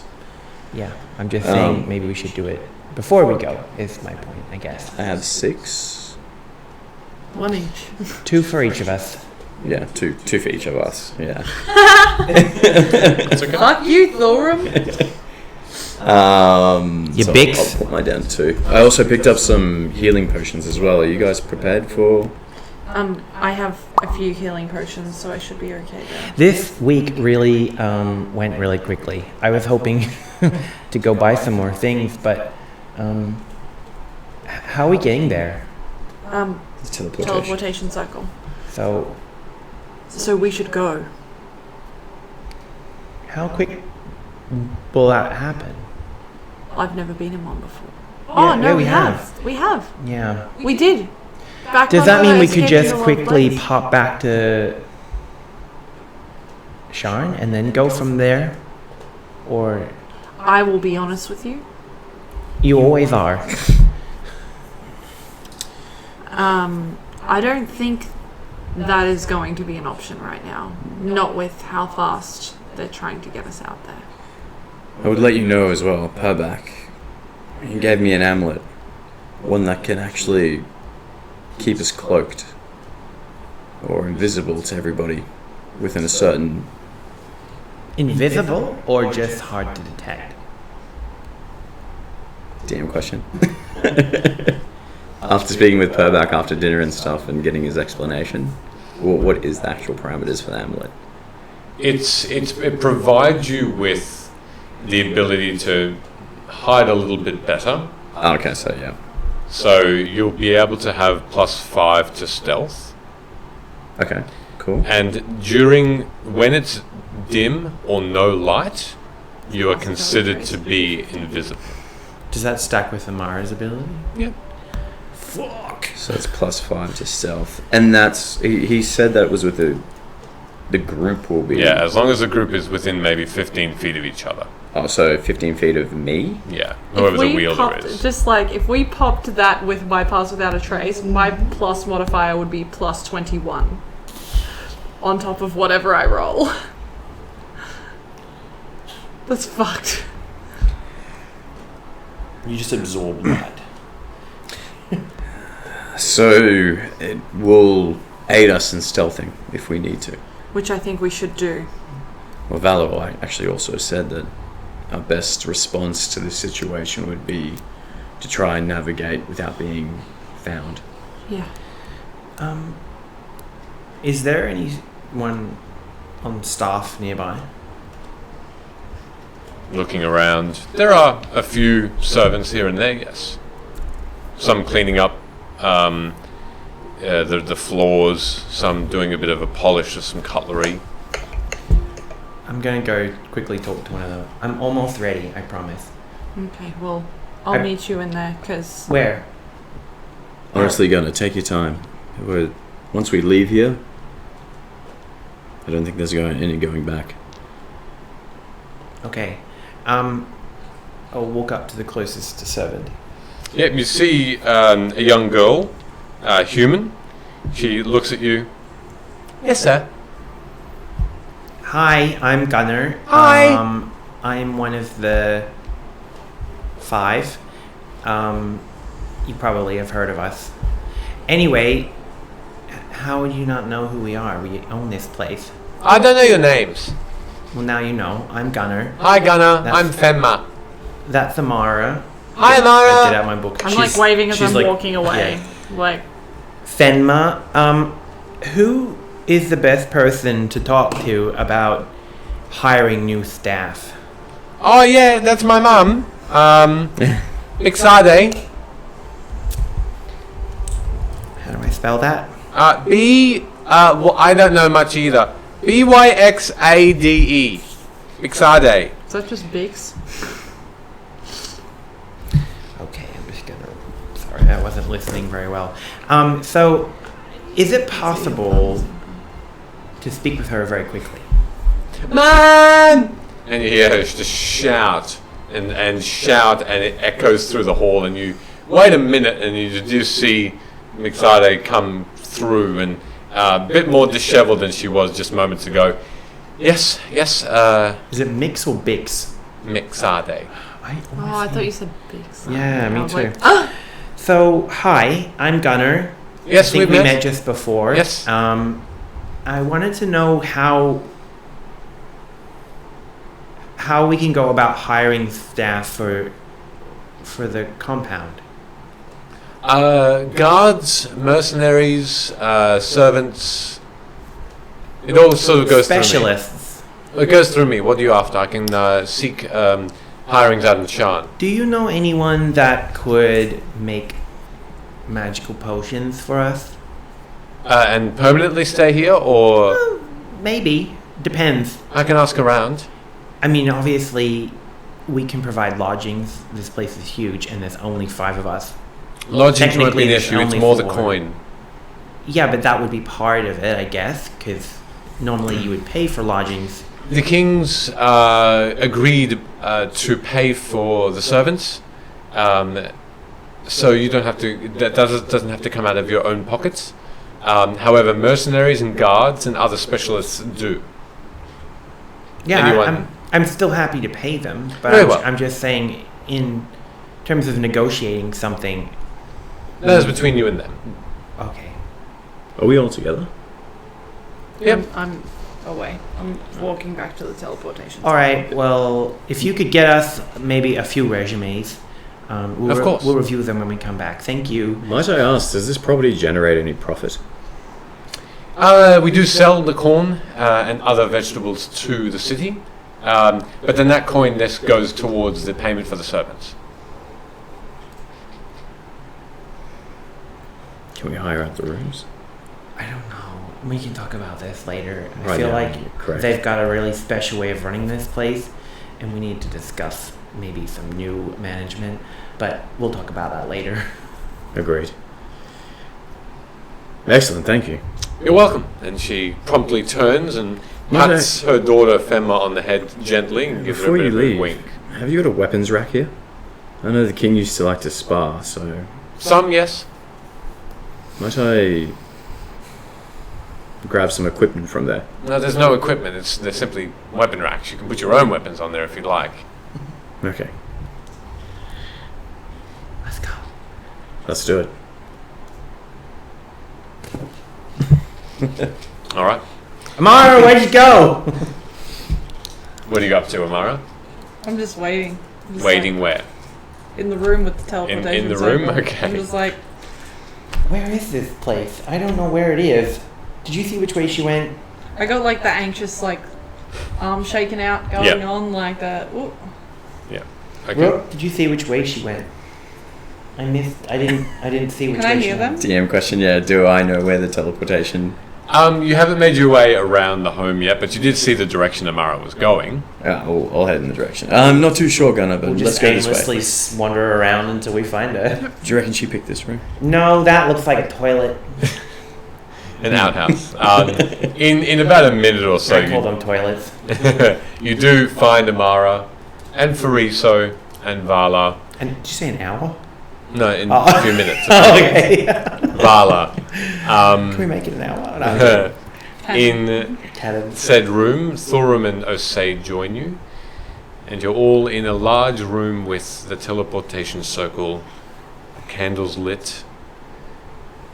The curtains are closed now towards the outside as Fariso looks around, his large black robe now around him.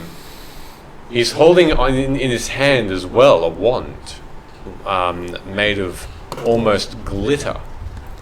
It's a beautiful piece. And he says, Vala is ready. Are you all?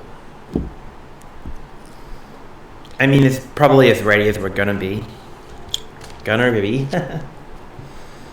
Yeah, let's do this, Thorum said. Are we all strengthened? Are we all good? Osei asks. Are you guys gonna answer, or? I'm just doing the anxious. They're a little bit nervous, I think. Well, I understand this is not Shan anymore. This is someplace we've not been. It's Kansas. It's not Kansas. Before we leave, Frieza. Yes. I pull out the parchment. Are you coming with us? In fact, yes. I'll be Okay. accompanied. We have maybe some information to tell him then. Hey, Vala, are you joining us as well? Vala just simply nods.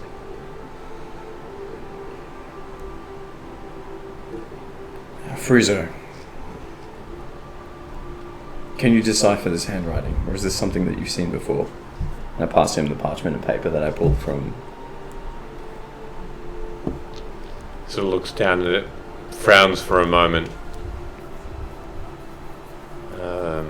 No, it doesn't look familiar, I'm sorry. Inside. Yeah, insight. Yeah, sure.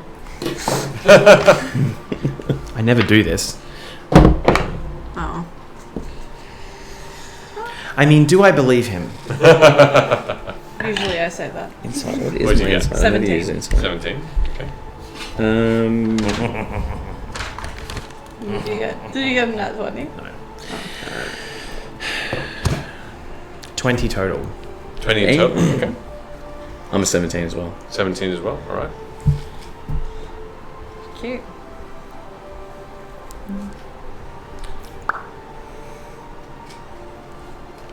Stop Are you it. texting I'm in us? character. I'm texting. Yep, I'm texting you two separately to you. Okay.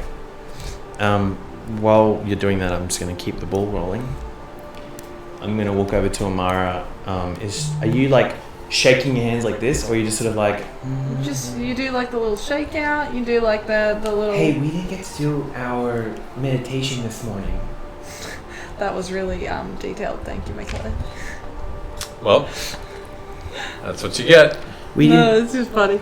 We didn't get to do our meditation this morning. I was busy. I'm sorry. That's okay. I cataloged everything in the bag, Oh. all of the things we own, and we'll talk about that maybe next session. But Session. yeah, so I just want maybe to take a second to do one now, real quick, Do what now? while we're waiting for them to get ready the circle. Let's go stand in it and do a quick meditation. Will you do it with me? As these guys are doing that, I summon my bow. Yep. And I take a particular arrow Stop out of looking at me my... like that. Are you ignoring me? No, Cool. I'm waiting to do. that isn't the +1. Mm-hmm. And I put it aside, underneath the strap, ready to be used. Okay. Grasso looks over and says, good idea. Even though it's the Temple of Moradin, we're not sure what we will find there. Prepare yourselves, just in case. We can try once really quickly, but... Yeah, quick, over here. And I'm going to pull your hands gently away from them. Are you in the circle, or are you away from the circle? Is that where we're meant to be standing? Yes. Yeah, I will stand in the circle. Is it not transporting just yet, is it? No. Yeah. I'm going to look Mara in the eyes and say, close your eyes now. Both of them. And I'm going to say in your head, he's hiding something.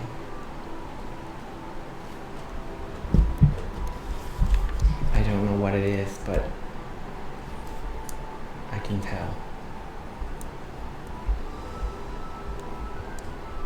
I'm going to not react, or try not to react. And I'm going to say out loud. I'm going to say out loud, may Ilyana guide us on our journey. Amen. Oh, sorry, that was not what you say, is it? I get confused. That went well. Sorry. I'm going to have to teach you more about my god and how not to disrespect. Yeah, that's probably a good idea. As Vala and Fariso, Thurum and Osei go into the teleportation circle, you can see that the glyphs of white start to glow. And as they do, you find that this teleportation circle is a bit different from the others that you've been on before, whereas this one's starting to have small blue flames emanating from where these glyphs are glowing. You watch as the candles almost burst in a fiery, small explosion all at once. And you hear Fariso's voice echoing in the room as you see your vision cloud slightly, and you feel movement underneath your feet as the room seems to shudder slightly. Fariso, in a confused voice, says, "Wait, what? This?" And then suddenly, you are somewhere else. And as you... That sounds positive. As you land, your feet touch ground. You look up, and you look around, and you see a small sloping ruin in a small cavern that seems to be it seems to be accompanied by a small lava river, sort of floating, glowing and running slowly a bit to the right of you. To the left you see just sheer rock with what looks to be a caved-in passageway. In front of you and around, just bits of rock and web. As you move your feet slightly, you feel sticky, thick spider web all across the floor. Then you feel it. Just utter cold takes you as it almost in an instant feels to the bone like it is freezing.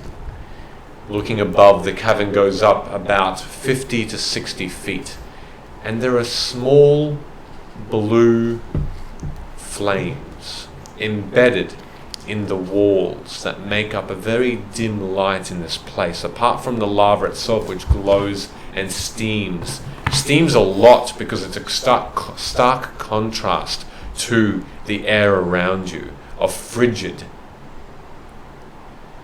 You look around you and you see Fariso, Vala is there, Osei and Thurum, and then on a small bridge not too far away, going over the top of the lava pool, you see and you hear a blinding light all of a sudden, as in its place molester appears, and she is running towards you, and she's probably about maybe 60 feet, and she's saying, "No, no, don't!" And you watch as Farisa turns around, and with his glittery wand, he points it, and it shoots out this thin green beam, which hits her square in the chest. She is thrown, and she screams, "Ah!" And she lands in this lava pool, and it explodes around her, and you can hear this scream of pain as lava engulfs her body, and she very quickly sinks underneath and out of sight. And you see Fariso with this green beam dissipating all of a sudden, turning and pointing at you all, and says, "Fine." And that's where we'll leave it for tonight. What the fuck, man? I can't clap for that. I can clap for that. Tension. Oh my god. Who the fuck suggested a 2-week break? I know I was not in on that. It's only 3 weeks apparently, NBCDM said.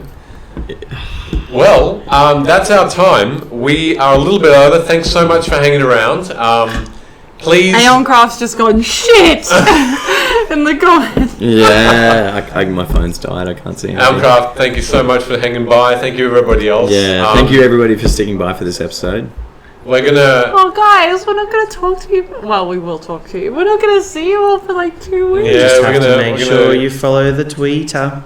follow the Twitter. John just wrote, "I'm awake now." Sorry if I screamed your head off. I can't wait to listen to that back with headphones in. Yeah. 100%. Me neither.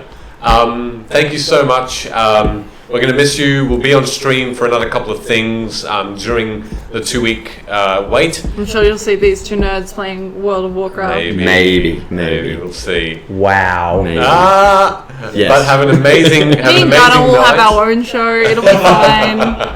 Have an awesome night. We can't wait to catch up with episode 44 in a few weeks. Have a wonderful happy holidays or Christmas as well. Yeah, Merry Christmas. Yeah, guys. Yeah. Merry Christmas. Everyone who's stayed.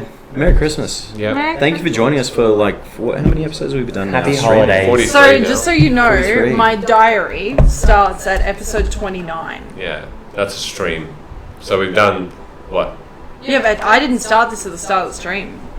We've got 23 episodes on YouTube, so if you want to go back and watch all of our stuff in the next 2 weeks, from episode 23 onwards is on the YouTube. But before that, we streamed at least 5 or 6 episodes. Yeah. I think a massive shout out to everybody who's enjoying this as well. Like we came This halfway is like a New through. Year's Day thing to say. Yeah, well, we're still halfway through our stream when we were playing just at a table, and it's been interesting enough to stick by. So thank you so much, guys, and all the subs as well. And in the meantime, check out our Twitter. Chat to us there because we'll all be on the Twitter. And next week we will announce our dice winner Yes. on Twitter. Try and film a video or something cute. Beautiful. Yes. All right. Well, with that, have an amazing night. Yeah. Big love. Merry Christmas. Merry Christmas. Catch you before the new year.